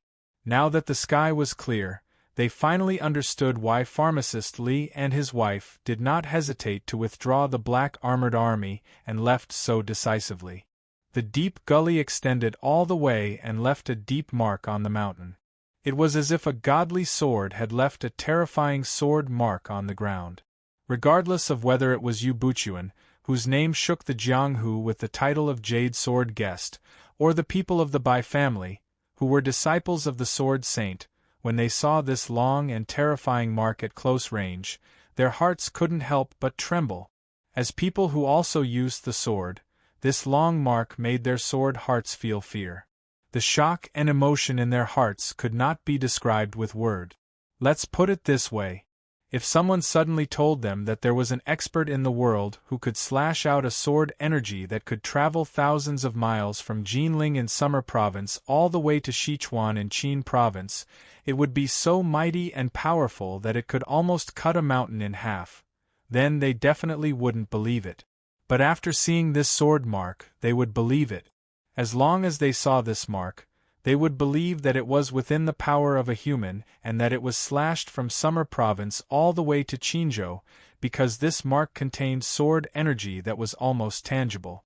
Little Yu was like a pervert who had seen a peerless beauty. He did not care about the elegance of an expert and his elegant white robe. He immediately lay on the ground like a toad and looked at the long sword mark inch by inch. The sword masters of the Bai family were not any better. Therefore, the head steward of the Bai clan fort was still Wei Zhongxian. As the saying goes, the older the wiser the wiser. The old eunuch immediately saw an opportunity. In order to prevent people from returning to Tensei province, he immediately arranged for people to spread the news. One person spread to 10, and 10 spread to 100. The local swordsmen of Qin province all rushed to the Bai clan fort like a flock of ducks.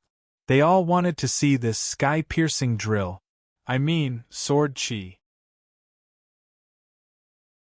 Those who were not skilled naturally could not see anything, while those who were skilled were like little Yaya and the people of the Bai family, unable to extricate themselves from the sword chi. There was a problem here, and that was that the distribution of fighting power in the world of martial artists was like a pyramid. Those with low standards would always outnumber those with high standard. Theoretically speaking, there would not be many people who would be able to gain anything, but this also involved the problem of the Emperor's new clothes. The old man from Earth Ultimate Sword Sect, who was said to be on par with him, was he shameless enough to say that he could not see anything? Of course, he had to forcefully comprehend it. Therefore, Wei Zhongxian, who had heard Sun Lang's story about the modified version of Ode to Gallantry, immediately came up with a series of evil plans. Through subtle manipulation and guidance, he successfully stimulated the ugly desire of humans to compare themselves to others and to show off. A group of martial artists would gather outside the Bai Clan fort to study the sword Qi day and night. This was equivalent to having countless guards and sentries around the Bai Clan fort for free. With more and more people coming to the Bai Clan fort, even if Dr. Li came back and doubled the number of black armored troops in Tensei province, it would not be able to change anything. After the first wave of rewards from the imperial court, the news of the Shunsei general spread like wildfire. Jinling sent word that Wei Zhongxian was safe and sound. More and more martial artists gathered around the Bai Clan fort to study the sword Qi. Wei Zhongxian's actions followed closely behind, and the martial artists of Qinzhou all remembered a name. Shunsei General Sun Lang, whose original name was Jiaing, was the leader of the 6 generals during the Great War of Tianyuan. He was once the Grand Marshal of the world and was known as the Commander of War. He disappeared during the last battle in the Great Barren Mountain and was believed to have died in the battle. However, he returned 2 years later. It must have been a story that stirred the hearts of the people. For those martial artists, fame and official positions were all fake. The only thing that mattered was one's ability. The sword Qi contained so much information that it was enough to shut all the doubts in the people's minds. Since the sword Qi was so real, then the identity of the person who used it could not be any more real. Wei Zhongxian had once mingled in the palace and was well versed in manipulating people's hearts and guiding public opinion. A few years ago, he had been enlightened by Sun Lang with modern ideas, and his methods were even more unconstrained and imaginative. He took the opportunity to instill some rebellious ideas into the people's heads, leading them to a happy rhythm. Today, Wei the Great was sitting in the Bai family castle, thinking about his next move. He was thinking about whether he should go one step further. For example, he could transform this place into a martial arts holy land around the huge sword Qi mark. He could create some gimmicks, certifications, and qualifications. After all, humans wouldn't cherish things that were easily obtained. In short, it seemed like he could make good use of this plan. At this moment, there was the sound of brisk footsteps outside. Before the person arrived, the voice came first. "Grandpa Wei." A soft smile appeared on Wei Zhongxian's old face. Xie Wei had a special quality that made the people around her feel her kindness and sunshine. Even Wei Zhongxian, an old man who lived in the dark all year round and did not believe in human nature, could not help but smile. The little fairy poked her head out from the side of the door and waved the letter in her hand. Sun Lang wrote a letter. Wei Zhongxian got up to greet her. Xie Wei handed the letter over. The little fairy smiled like an excited elf. Sun Lang said that he wants us to go to a place called the Imperial Capital. Is it fun there? Wei Zhongxian's expression froze for a moment before returning to normal in an instant. Had he finally reached this step? He thought. Enter the Imperial Capital. He knew what this meant. There was no strategic buffer. In the Imperial Capital of the Earth Hutu, the Avenger and the Initiator were gambling on the country and the future. Some things had to be settled. But for some reason, there was no fear or uneasiness in Wei Zhongxian's heart. At this moment, a rather hilarious thought appeared in his mind. Do I have to go back to the palace again? He put away this wonderful thought and said as he opened the letter, "For people who don't live there, the capital is undoubtedly a very interesting place. There are 72 main shops, 360 branch shops, exotic scenery, and wonderful things in the world. It's a dazzling sight. It's the most majestic city in the world, the most prosperous paradise." The little fairy showed a yearning expression, but she found the premise in Wei Zhongxian's words. What about the people who live there? That depends on the situation and the people. Wei Zhongxian smiled slightly. Miss Wei doesn't have to think about this. You are going to play, and with the master there, you will be very happy. Xie Wei shook her head vigorously. No, I have an appointment with Sun Lang to go to the imperial capital to help Sister Lu find a way to recover her body. Of course, I can play by the way. Wei Zhongxian smiled and opened the letter. His eyes swept over Sun Lang's iconic sharp handwriting. He was stunned for a moment. After the night in Jinling, they had exchanged letters twice, but they were only to report their safety and make arrangements. Apart from that, there was nothing else. At that time, Sun Lang's mood still hadn't calmed down. But this time, Sun Lang seriously wrote the cause and effect. He wrote that he had restored his original name, wrote about the opportunity, and wrote about what the old madam had done in the end. Wei Zhongxian finished reading the letter. For a moment, his heart sighed as if a long time had passed. He grew up in the depths of the palace and was tired of the repetition and spread of ugliness in people's hearts. He firmly believed that human nature was evil, but this time, like Sun Lang, something in his heart was shaken. It turned out to be like this. It could be like this, Xie Wei asked. What's wrong? What did Sun Lang say? Wei Zhongxian returned to his senses. His smile was softer than before. It's a very good thing. A good person like him should be treated like this. The little minx didn't understand very well, but out of courtesy, she wouldn't use her mind-reading ability on Wei Zhongxian. Even so, she could feel the joy in Wei Zhongxian's heart. Words could also convey emotions. She nodded seriously. Yes, Sun Lang is the kindest person I've ever met. Old Wei smiled. Prepare, we'll be entering the capital in a few days. A little later, the girls in Mingzhou also received the letter. Before this, General Shent's reward had also floated here. Zhao Yunlong and Qi Guanyan were the top military officials in the empire, so they naturally had their own channels of information. But this time, the detailed narration of the past by the person involved had tugged at the heartstrings of the girls. Joy that came from the heart flowed through Marquis Jinggan Fu. Mao Mei Courier was very excited. She didn't have a deep understanding of Sun Lang's past and pain. She only knew that Sun Lang wanted to fight against the empire. Just this point was enough.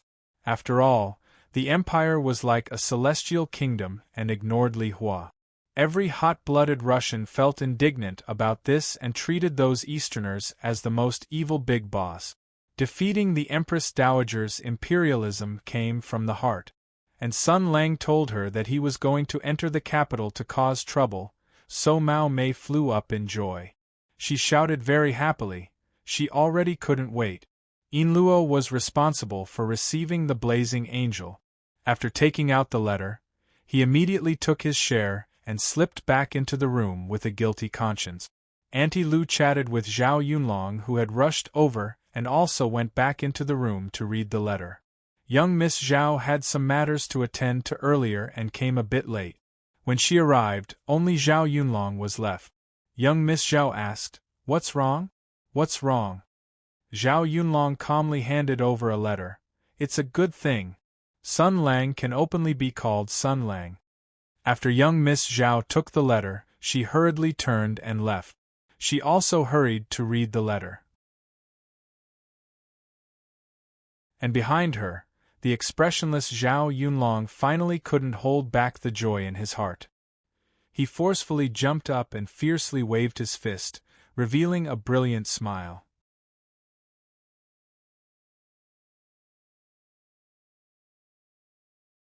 Chapter 847. Late at night. Hodu Empire's capital, the city that never sleeps. This was the most prosperous city in the world, with a large population, a developed economy, and an extremely rich nightlife. This was a paradise for the upper class and even for the ordinary people. After all, it was the empire's capital, the only one in the world. The government was clean, prosperous, and magnificent. It was the empire's economic, cultural, and political center.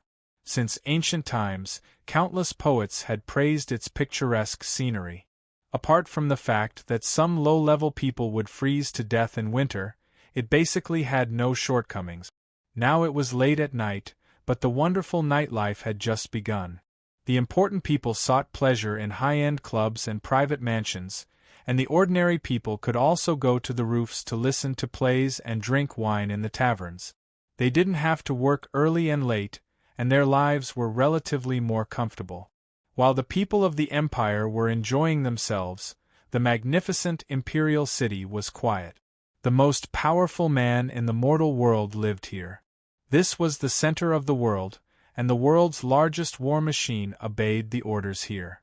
This was the Imperial Forbidden Palace, the world's most mysterious forbidden area. A person knelt alone outside the Imperial Palace. He had been kneeling for a long time. In his entire life, he had never been in such a sorry state. He had never been so terrified.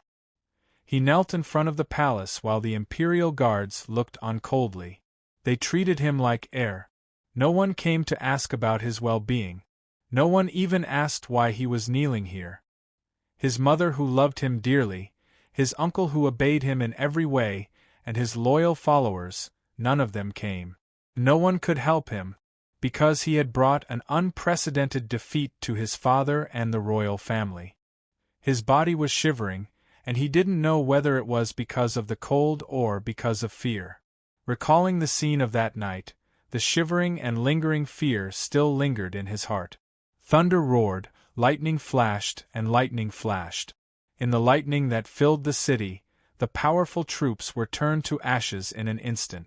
No matter if it was a well-trained elite army or a capable person with excellent martial arts, no one could resist the power of heaven and earth. And his enemy was the one who controlled the power of heaven and earth. At the thought of this, fear and regret gnawed at his heart. More than that, he was at a loss. Why was it like this? How could it be like this? How could he be so strong? Wasn't the holy sword with us? He didn't even have a saint's sword, so how could he still do this? If the heavens were to give him another chance to start all over again, he would never underestimate his enemy like this. He would never be so arrogant and conceited. There were no ifs. Fate would not give anyone a second chance. There was no medicine for regret in this world. King Zhongshuan's head was pressed firmly against the ground. His body was trembling slightly. He had been kneeling for a very long time. He was admitting his wrongs and begging for mercy. His recklessness and impulsiveness caused the layout of Jinling to be ruined, and his father fell into an extremely passive position. Not to mention the ordinary casualties, he also acted on his own initiative to invite Li Yuanba to help, which directly led to the death of the bravest prince in the royal family. He caused the death of his own elder brother, therefore, he knelt here and begged for his father's forgiveness. He wanted to say that it wasn't because he was incompetent, but because Jia Ying was too cunning and too powerful. He had a lot of things to say. In short, he wanted to see his father first. Not only to beg for forgiveness, but also he wanted to live. That night, Li Yuanba died under the lightning, but he was spared. King Zhongshuan knew that there was only one reason he was spared, and that was that Jia Ying had discovered the problem with Granny Shi's body. So, she asked him to return to the capital and bring a message. That was all. He did indeed bring the message, and he did it as soon as possible. But after a few days of trepidation, a piece of news exploded in his ears like thunder. Granny Shi was still dead. His vision went dark and he almost fainted. It's over. The operation in Jinling this time was to use the people of the Rongua family as an excuse. It was unethical to attack one's own family, and it was no different from tearing off all pretense of cordiality. But since ancient times, the winner was king and the loser was a bandit. As long as they won, everything was fine. But they didn't win. They lost miserably, and Granny Shi was still dead. No matter who it was, they would link the two together. They let you go to save Granny's life, but Granny was already dead. So why should I keep you alive? He felt that Jia-ing would never let him go. He would definitely be killed. Although this was the capital, under the feet of the Son of Heaven, and he was a dignified prince, a king personally conferred by His Majesty the title of King Zhongshuan. Logically speaking, no matter how audacious a person was, they wouldn't dare to openly attack a prince's residence in the capital and kill a member of the royal family. But King Zhongshuan wasn't sure. He didn't dare to take the risk. Thinking back to the thunderstorm that filled the sky that day, the dazzling sword qi that slashed out with a loud bang, and the scene of Li Yuanba's death, these scenes had tormented him for the past few nights. He didn't dare to gamble with his own life that Jia-ing would abide by the law. Thus, there was only one chance to live. Imperial Father, only Imperial Father can save my life. I'm his son. He already has one son dead. Is he going to watch another one die before his eyes? Even if he doesn't have any father-son feelings in his heart, even if he wants to kill me, he's the sovereign of the empire. Will he let two of his sons die in the hands of the same person? He's the emperor. How can he let his reputation be tarnished like this? With such thoughts in mind, King Zhongshuan grasped at the last straw of hope. I have to see Imperial Father. I don't want to die, and I don't want to wait for death. Even if I'm not the emperor, I don't want to die like this. I don't want to fall into the hands of that person, relying on his desire to live. He persevered alone in the cold wind. He had been kneeling for a long time. His heart echoed, and he muttered, complaining about his father, hating Jia-ing, and lamenting his fate. He used this method to divert his attention, forcing himself to remain clear-headed. After an unknown period of time, he heard a series of footsteps. King Zhongshuan perked up, but in the next moment, his heart sank slightly. Because the footsteps were very slow, indicating that the person was walking very leisurely. If the eunuchs in the palace were under the orders of the emperor, they wouldn't dare to walk so leisurely. Moreover, the footsteps were very light, indicating that he slowly raised his head. The first thing he saw was a pair of exquisite white women's boots. He jerked his head up. A woman in a sword gown was looking down at him from above. This angle made him feel even more humiliated. He felt like a dog wagging its tail and begging for mercy. After such a thing happened, the last thing he wanted to see was his brothers and sisters. He couldn't stand their pity, ridicule, indifference, or joy. Especially this woman in front of him. No matter what, he didn't want to see her. But it had already happened. He slowly lowered his head again. Gritting his teeth, he said, "If you're here to see me make a fool of myself, then you've already gotten what you wanted. Are you happy?" "I'm not that bored." Empress's voice was very cold, without a trace of a smile. "You've messed up everything. We have to clean up your mess, and we have to reluctantly fight under the disadvantage you've caused. Just dealing with this is enough to make one's head hurt. Who has the time to see you make a fool of yourself?" King Zhongshuan's heart twitched violently. He would rather Empress mocked and ridiculed him than hear her complain like this. What's with this tone? You're not father. You're not even the crown prince. Don't use this kind of tone to lecture me, as if you're the crown prince who has to clean up my mess. King Zhongshuan clenched his fists, gritted his teeth, and said, "A loss is a loss, I have nothing to say. But if Jia-ing is this strong, why didn't anyone tell me? You still have the nerve to talk about me. Didn't your operation at Bai Castle also fail? I stalled Jia-ing in Jinling, but you still failed to take Sichuan, didn't you? If you were in charge of Jinling's affairs, would you have done better than me?" Empress looked at him coldly. "Yes, I would." King Zhongshuan was startled at first, then he sneered. "You can talk about it later, of course you would." The Empress concubine shook her head, as if she didn't want to argue with him. "There's no point in talking about this now. Now that things have already been decided, you mess things up. Moreover, the matter of Jinling could have had several endings, but you just had to create the worst one. If it wasn't for your rash actions, If it wasn't for you forcing Rongwa Manor too much, old Granny sure wouldn't have done that kind of thing. King Zhongshuan was at a loss. What kind of thing? Empress took a deep breath, forcibly suppressing the boiling anger in her heart. She really wanted to take out the Tianyuan saber and cut this piece of trash alive. How did things get to this point? Everything was going smoothly, and Granny Shi's reaction was expected. She should have stabbed Sun Lang after the dust settled, but why did she change her mind? Unfortunately, he was already dead, and perhaps there would never be an answer to this question. The matter was settled. The final killing move arranged on Granny Shi didn't work, and it actually helped Sun Lang, completely freeing him from his old nightmare. Now that many people knew the so-called true identity, and it was Granny Shi's last wish, if the imperial court forced it to be true, with Sun Lang's violent temper, he might really flip the table. How hateful! Sun Lang was hateful, and this piece of trash in front of her was no better. Empress narrowed her eyes, dark malice spreading in her heart. This piece of trash's mistake couldn't be redeemed even if he died 100 times. Now it was time to make use of this piece of trash, and let him display his last remaining value. She said faintly, "Father asked me to bring you a message." King Zhongshuan's eyes suddenly lit up, like a starving person who saw a delicious meal. That kind of light that thirsted for life was incomparably dazzling. When people were in despair, it was indeed easy for them to do crazy things. Regarding this, the Empress concubine did not doubt at all.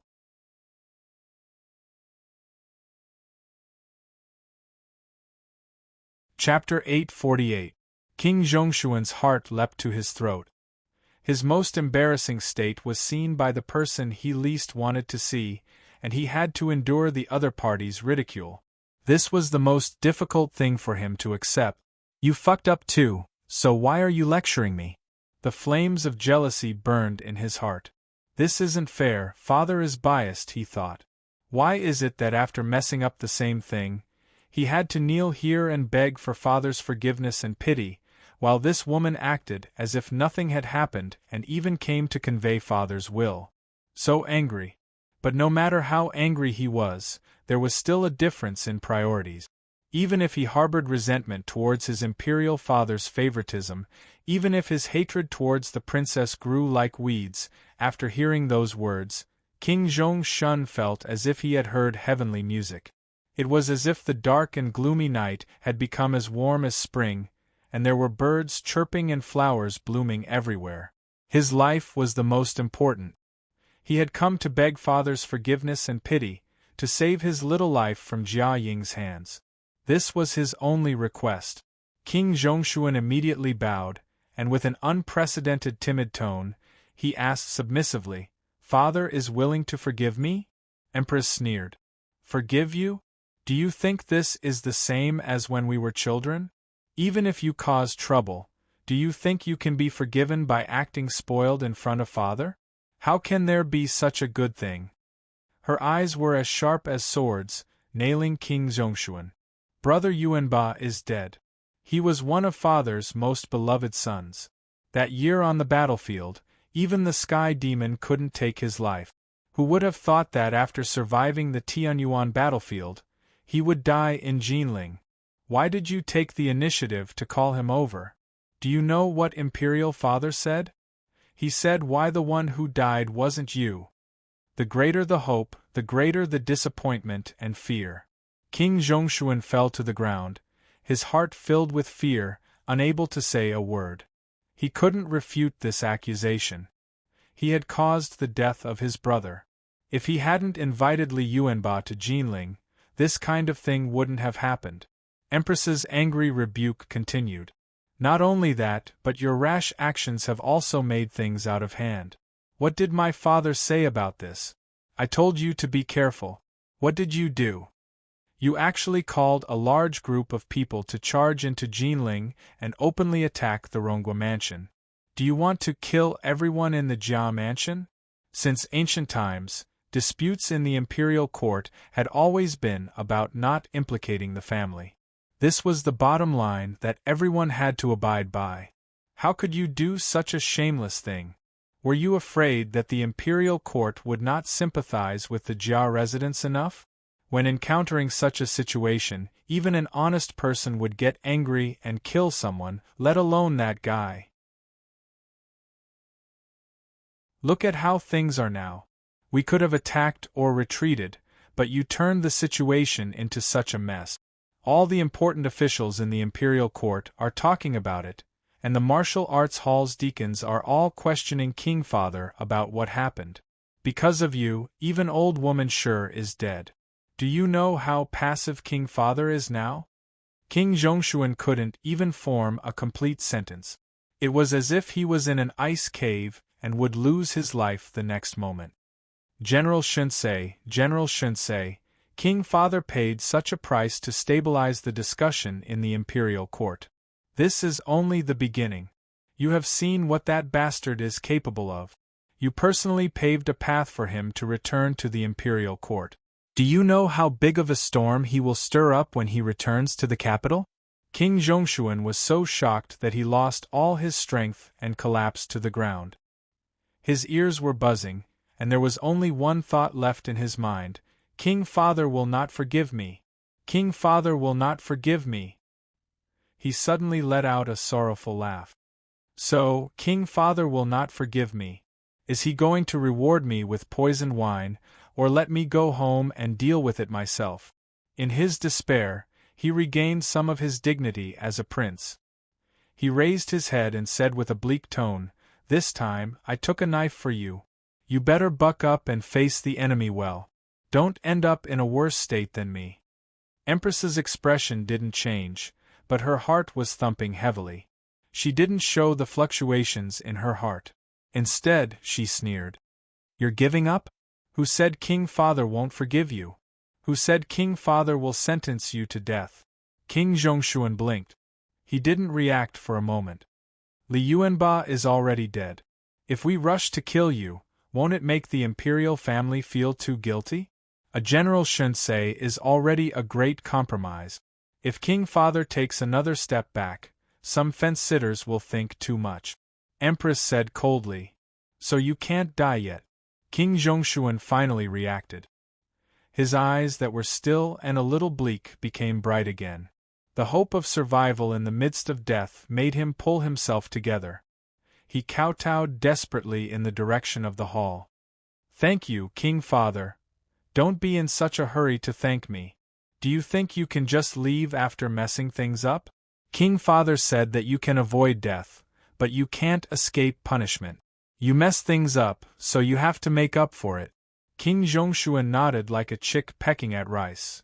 "This son will definitely do it, even if I have to sacrifice my life." Empress's lips curled into a cold smile. "King Father must be very pleased that you're so sensible and tactful. But don't you want to hear what King Father wants you to do?"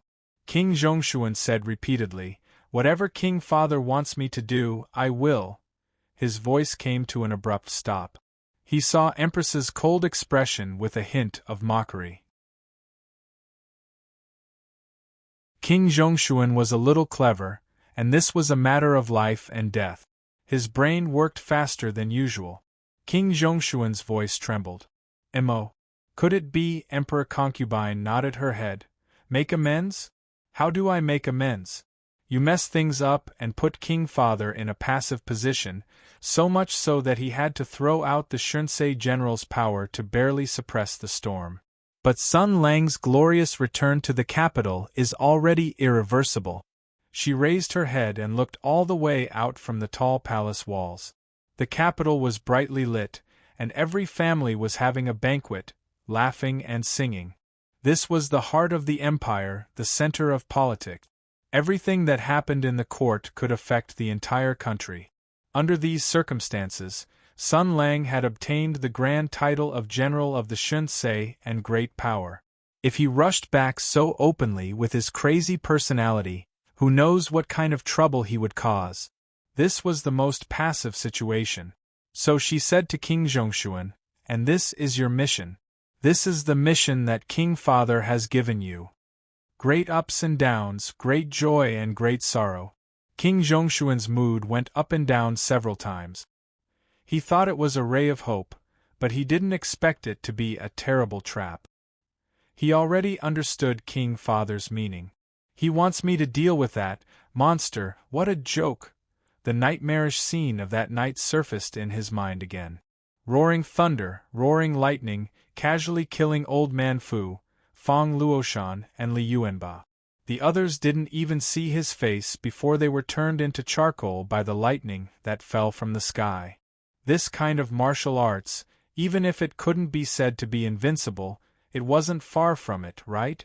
After all, the strength of the Hutu Empire was deeply rooted in the hearts of the people.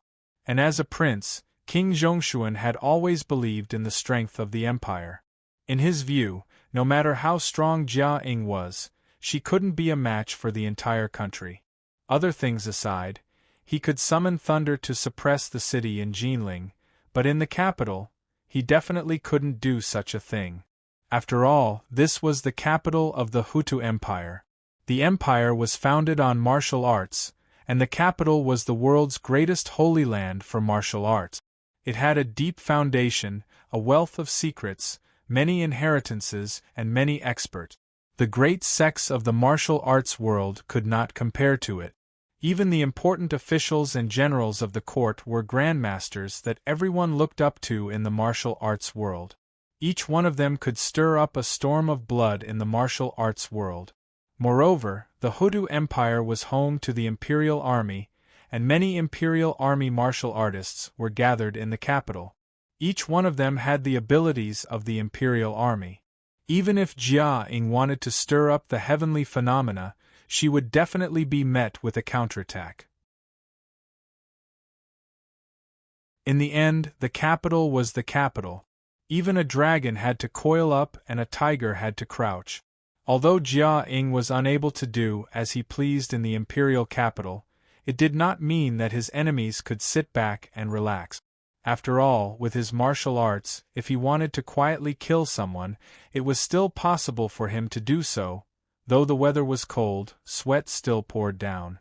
King Zhongshuan stammered, unable to utter a complete sentence under Empress's gaze.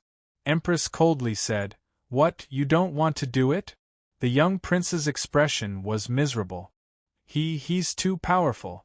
No one in the estate can stop him. I'm no match for him. The Empress concubine pointed at her feet. Do you see that? This is the imperial capital.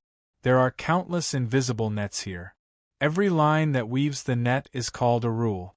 Anyone who enters the imperial capital will be entangled in the net because there are the most rules here. Everyone is deeply trapped and is also weaving rules. No one is an exception. Do you understand what I mean? Imperial Father isn't counting on you to fight Sun Lang with real swords and spears. Besides facing the enemy head-on, there are many other ways to deal with the enemy in this world. King Zhongshuan took a deep breath. He more or less understood.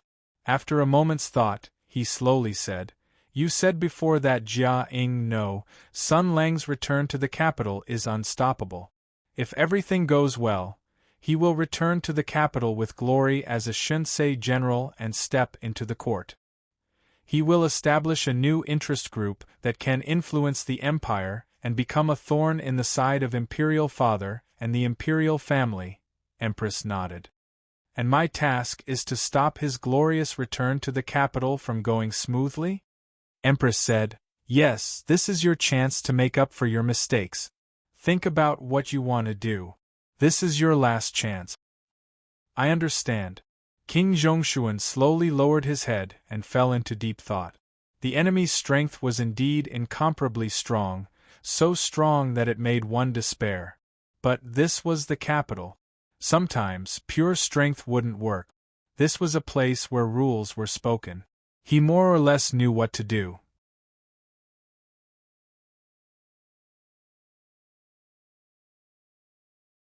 Chapter 849. In the silent palace, the loser begging for mercy had already staggered away. King Zhongshuan's departing figure was straighter than before. The fuel of hope burned in his body, providing some energy to his desperate soul. He had indeed seen hope for survival. This was the second chance his father had given him. However, whether this hope was real or illusory, like a flower in the mirror or the moon in the water, only the chess player knew. The world was the chessboard, all living beings were chess pieces, and the emperor played chess. This emperor had already established a great undertaking that no one had ever done before or since. During his reign, the empire had obtained the final victory in the Great War of Tianyuan. Hutu had become the savior of mankind, and all the credit had to be attributed to this emperor. Leaving his name in the history books was nothing more than a trivial matter. Hutu's martial arts had now surpassed the entire world by defeating the Sky Demon. Even the other 4 great nations had to temporarily avoid him. The Sky Demon, who had once had the potential to wipe out the human race, had also been defeated. King Hutu was very lonely. The chessboard was still the same, but his opponents were constantly changing. He had always been the winner. Now, whether it was the rulers of the 4 great nations or the tyrannical Sky Demon, no one was worthy of being his opponent. His opponent had changed from a real person or power to something of a higher level. Fate, the Tao of heaven, fate, destiny. When an emperor had established a great undertaking in the human world, he would have new enemies. The battle would never end, because even the richest emperor of the empire had things he couldn't obtain and desires that couldn't be satisfied. The unfathomable but real will of heaven was the greatest enemy the emperor of the human world had to face. Empress watched as King Zhongshuan left. Then, she turned around and returned to the palace to report. The imperial palace was brightly lit. Late into the night, the emperor of the empire was still reviewing memorials. A successful emperor must have a huge desire for power and control. Even if there were many capable ministers in the court, he would still want to firmly grasp the most important power in his own hands. Empress quietly entered the palace. She saw the figure sitting on the throne reviewing memorials. That pen was scribbling, deciding important matters that could affect millions of people. How could a single person easily decide the fate of countless people? The education she had received since she was a child told her that because the emperor was the son of the heavens, the so-called power of the monarch was bestowed by the heavens with the power to rule over the people. It was the heavens who entrusted the emperor with the power to lead the people. However, someone had given him a different answer. That person had once told him that it was the people who formed the country, and there was a small group of people who used various methods such as deception, coercion, suppression, deceit, and brainwashing to force or persuade the people to hand over the right to govern themselves. Layers upon layers of concentration formed a huge benefit, and it became the cake that the small group of people reveled in. The person who swallowed the biggest share was called the emperor. Obviously, the latter was correct. But, even if it was correct, so what? Everything in the world did not exist because it was right, but because it existed, it was right. Now, the emperor was sitting in the golden palace, leading the people. All the people in the world were cheering for him. The imperial power was forever stable, and the country was not easy. No one would say that the emperor was the biggest thief who stole from the world. No one would say that everyone had equal and inalienable right. No one would say that the emperor should not exist at all. Even those people who were deprived, suppressed, deceived, and deceived did not have an easy life. They were exploited by landlords, humiliated by officials, and robbed by bandits. But even so, if someone said that the emperor stole their things in front of them, they would definitely stare and say that it was nonsense. It was because of this reason, Sun Lang, that you lost. How many years has it been? You still haven't learned to think like the people of the empire. You still haven't thrown away your things. You are still so naive and childish. Empress glanced at the figure sitting on the throne, and then lowered her eyes to cover her ambitious vision. In the future, that would be her position. At this moment, a calm voice came from above. That unfilial son has left? Empress bowed and said, Father, 14th brother has left. 14th brother. You will only call him 14th brother in front of me. The emperor snorted faintly. He messed up the task I gave him and killed Yuanba. Even if he died 10,000 times, it would not be enough to vent the hatred in my heart. But I can't let him die. It's just like how I wanted to cut Sun Lang into pieces, but I still want to give him the title of General of the Shinsei. The emperor has no choice but to do so. Empress said, "We are useless. We can't share your worries. You also messed up the matter of Bai Castle. But you are very smart and you chose the right person. Dr. Li is calm and smart. He knows when to retreat and when to advance. He was able to make a quick decision when it happened and didn't make things worse. At least you saved the situation and didn't make me lose more face." The emperor raised his head and looked at his daughter. His eyes were slightly cold. "So now you can stand here and listen to me, but your 14th brother can only kneel outside. Not only does he have to kneel, this damn unfilial son has to make up for his mistakes. He has to use his life to make Sun Lang reveal his flaws." Empress lowered her head and said, "I am guilty. Of course you are guilty, just like your 14th brother. But the severity of the crime is different. Your 14th brother has to risk his life. Whether he lives or dies depends on his luck. But you," the emperor put down the brush and moved his wrist. He said faintly, "I have no choice but to give him the title of General of the Shinsei. This is the bet. I lost this round, so I have to follow the rules. I have to use this Shinto province to shut the mouths of those bastards in the imperial court. I will also let that little bastard be happy for a few days," although it was said that he was willing to accept his loss, but when he said this, a bone-piercing cold wind blew in the hall. The emperor was the most honorable person in the world. How could he accept his loss calmly? So he said coldly, "Shinto province, the head of the martial house, general of the Shinsei, and above the 3 ministers. All the treatment and honor are the same as that of Tensei province. This is intentional. There is only so much power in the imperial court. It can't come out of nowhere. If Sun Lang is not willing to be a joke, then he will have to fight for it himself. I want to see if your Tensei province can protect your own things." Empress said resolutely, "If the emperor is humiliated and the subject dies, I will do my best." The emperor nodded slowly. The father and daughter were silent for a while. After a while, a sweet date was fed to them. "I know, it's very difficult. It's very difficult for you, and it's also very difficult for me. Sun Lang is not easy to deal with. I underestimated him. I didn't make more preparations in the Great Barren Mountain." Empress didn't say anything. The emperor admitted his mistake, but the subject couldn't say anything. The emperor paused for a moment. There was a trace of confusion in his always confident voice. "Sometimes I think, is this my miscalculation, or is it God's will?"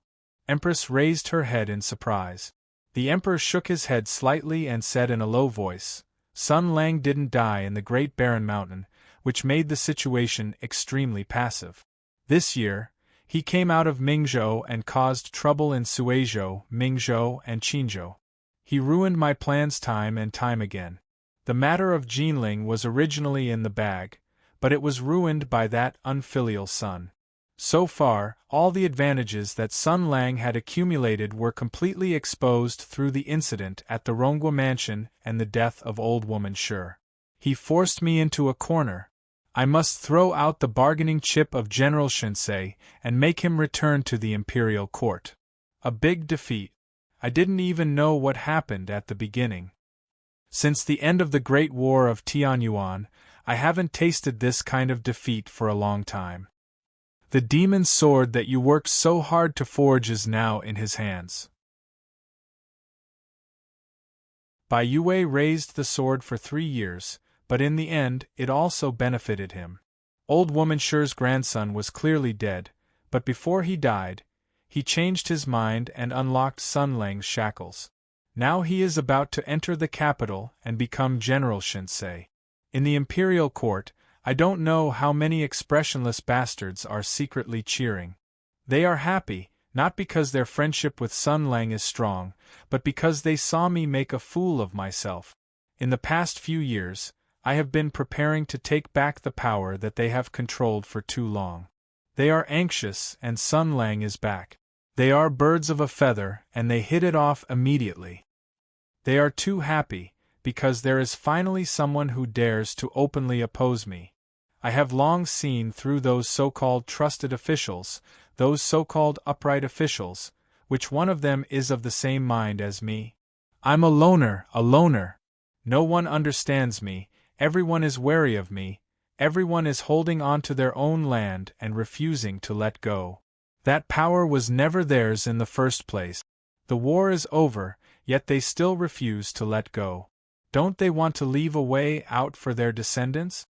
People are like this. They only regret when they are at death's door. Before that, they refuse to realize their mistake. Empress lowered his head again, and made up his mind not to say a word. As a lonely person, as the Emperor, His Majesty was a little abnormal today. But I still don't understand. I don't understand why things have turned out like this. The Emperor sighed softly. I defeated the Sky Demon, and Hutu's national power reached the peak. There is nothing more powerful than this. People like Li Hua and Qing Mu are just clowns. The glory of the Empire is unparalleled in the world, and my name is destined to be remembered forever. But when I was at the peak of my glory, I was hit in the head. Sun Lang. Sun Lang is just a small ant from the outer region. When he first came to the Empire, he was weak, timid, and humble. He couldn't walk when he saw blood, couldn't pick up a sword, and would cry easily. But such an ant that could be pinched to death at any time has now become a serious problem for Hutu. Even the assassination in the great desolate mountain failed to kill him. That is to say, we summoned Sun Lang to this world, and we made Sun Lang a serious problem for us. If it weren't for our decision at that time, Sun Lang wouldn't be where he is today. He survived in the most unlikely place, and he jumped out when I was about to establish the rule of the world and make trouble for me everywhere. The Emperor's voice sounded a little confused. Is this the will of God? Weakness. There was weakness in the Emperor's words. Hearing that, although Empress lowered his head, his heart couldn't help but beat wildly. In his heart, he was inexplicably excited.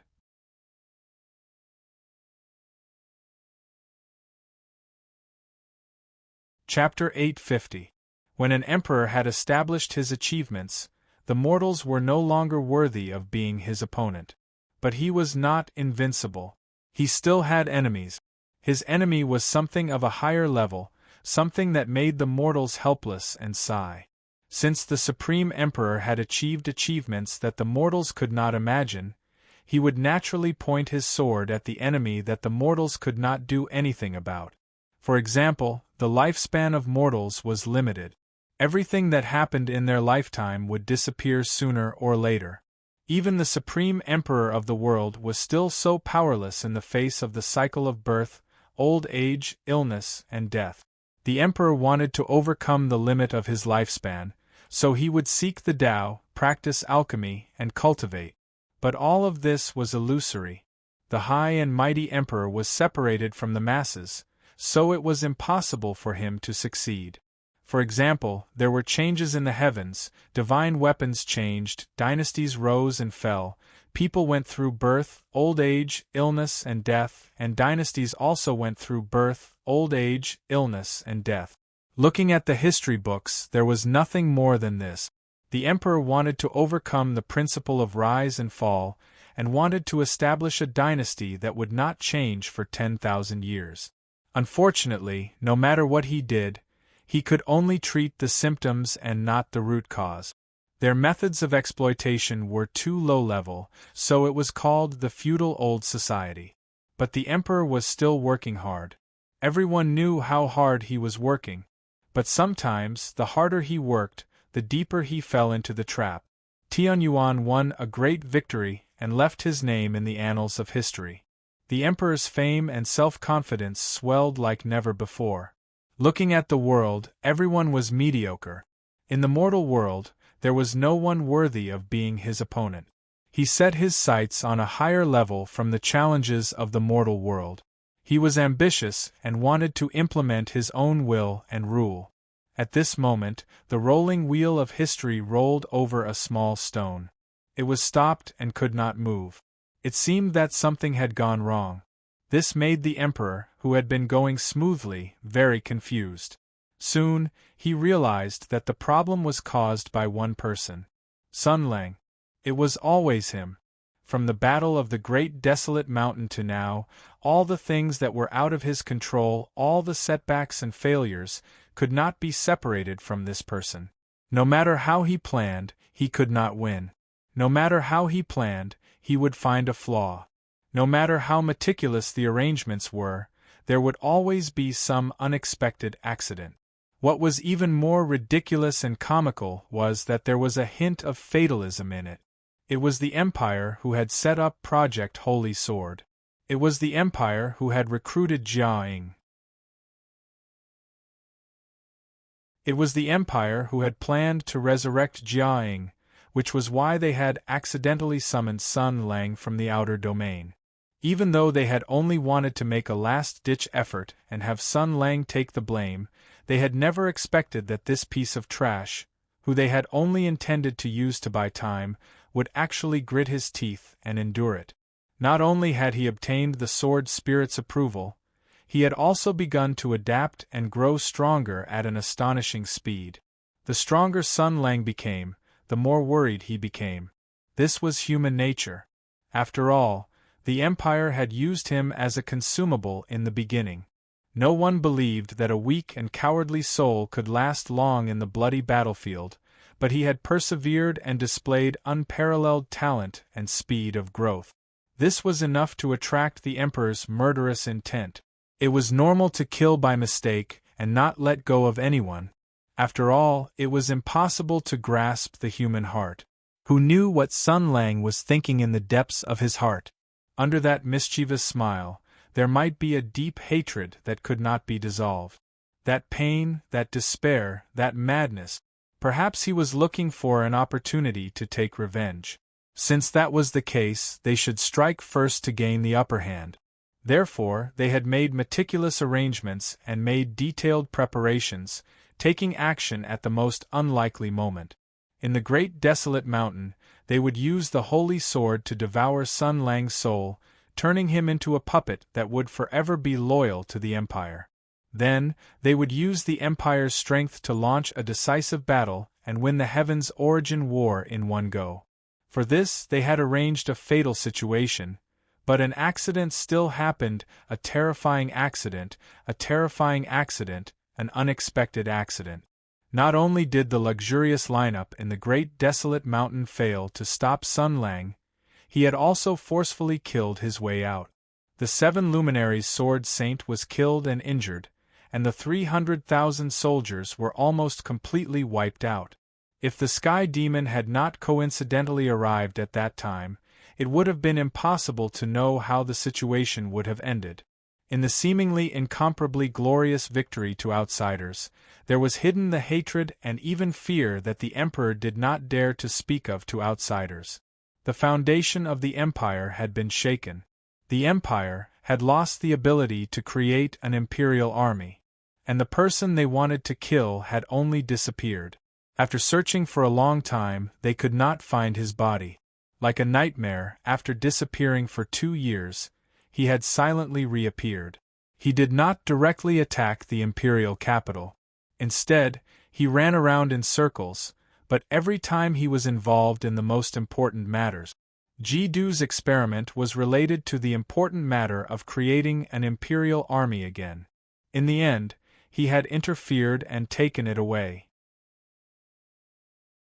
The night attack on Hu Shouxin in Mingzhou was the first step in cleaning up Sun Lang's old subordinate. But Sun Lang's sudden appearance made all the subsequent actions useless, and all the arrangements were meaningless. The experiment on Bai Yue was even more important. In the end, everything was messed up by him. The trap in Jinling was directly leveled by him. Not only was he unscathed, but he also forced the imperial court to give him a decent reward. Not only that, but he also took back his name. In the past few years, the empire had been thriving like adding oil to a raging fire. But under this prosperous scene, the operations against Sun Lang had failed one after another, becoming the most disharmonious note in this prosperous era. It was like this every time.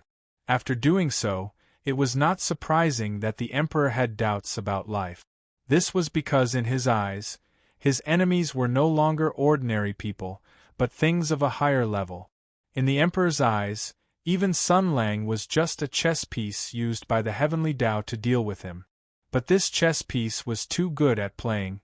He couldn't help but lament about the fate of the world. Combined with Sun Lang's past and present life, the current dangerous situation, the hidden dangers of the empire, everything seemed to be the result of the empire's actions in the past. In the main hall, the emperor's sigh was light as a feather. An empress was trembling slightly. It was excitement, not fear. An empress concubine who didn't want to be the emperor wasn't a good empress concubine. If she wanted to ascend the throne as a woman, what she needed wasn't filial piety or loyalty, but a rebellious heart.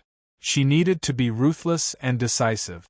The battle for the throne was the cruelest thing in the world. It was enough to make brothers turn against each other, enough to make father and son kill each other. The throne was the most attractive thing, and many people had been eyeing it. For example, Empress. She heard weakness in her father's sigh. So she felt excited.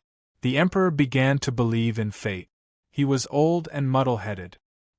His spirit was slowly dissipating. He was about to die. There was no better news than this. Empress did not believe in the so-called mandate of heaven, did not believe in the so-called fate. She used to believe it, but she had begun to not believe it in the past few years. If there was one thing she gained the most from knowing Sun Lang, it must be his thinking about all things. In the past, when she had a good relationship with Sun Lang, they talked about almost everything. Sun Lang used the history of the empire as a reference to explain to her the changes of civilization and the progress of society, the nature of the rise and fall of all dynasties, the reasons for the changes of all things. Everything could be explained by the return, and not attributed to the insignificant heavenly Tao. In Sun Lang's world, this was the fruit condensed from the wisdom of countless predecessors. This made her eyes even brighter, made her thoughts even calmer, and encouraged her ambition. Thinking of this, she could not help but think of the past. At that time, the two of them were good friends who talked about everything. Their personalities were similar, and their thoughts were similar. She taught Sun Lang the general knowledge of the empire, and Sun Lang told her the knowledge of the outer lands. The two of them often sat together in the tent, shoulder to shoulder, and read the same book together. Sun Lang would casually express his opinions. Some were nonsense, but some were penetrating insight. He, who carried a lot of knowledge from another world, was simply a treasure that could be discovered at any time. Those were indeed very good days. Unfortunately, nothing in the world was perfect. People always had to make a decision. You can't let it go, but I can. The memories of the past dissipated in her mind. Her eyes became cold again. Reorganizing her words, she said, "Forgive me for speaking bluntly. It's not like that. This was only a mistake during the battle of the Great Barren Mountain. Sun Lang was originally a difficult enemy to deal with. The reason he could win again and again was only because the enemy was in the dark while he was in the light. He seized the power of the sacred sword of the origin, and his strength was rare in the world. He used strength to break through technique, so he was always successful. In the past, we were weak against strong people, so naturally we lost more than we won. But now, Sun Lang is about to come to the capital." She raised her head and gave a cold smile full of murderous intent. "Although the plan was beyond our expectations, the result is still the result we wanted. It's good that he's here." Father and daughter looked at each other in silence. After a moment, the emperor nodded. Coldness and confidence returned to him, as if the previous weakness was just an illusion. He said, "Since sure is so sharp, then I'll wait to see you win. I was just testing you. Since you have a card up your sleeve, then I'm relieved." Empress bowed calmly. She sneered silently in her heart. She had already seen her father's weak appearance. This was a great opportunity. Your 14th brother will buy some time for you. Take advantage of this opportunity, you can prepare well. I hope that unfilial son will not disappoint me again. Empress said, "Yes." "Then you can go," the Emperor said. "Sun Lang will not give you too much time." Today, there were military officials who said that they wanted to hold 1,000 miles welcome commander of war. They wanted the 6 armies of Tianyuan to go to Summer Province to welcome him. In their dreams. Do they want me to go there personally? Empress smiled when she heard this. If they want to do this, then things will be delayed even longer. What we need most now is time. As for fame and face, let's give it to Sun Lang for now. Sooner or later, we will get it back one by one. If Sun Lang wants to be in the limelight, let him be. It will give my 14th brother time to show off. You're tuning in to the Phoenix Knights YouTube channel. Don't forget to subscribe and join us on this journey to catch the most captivating stories.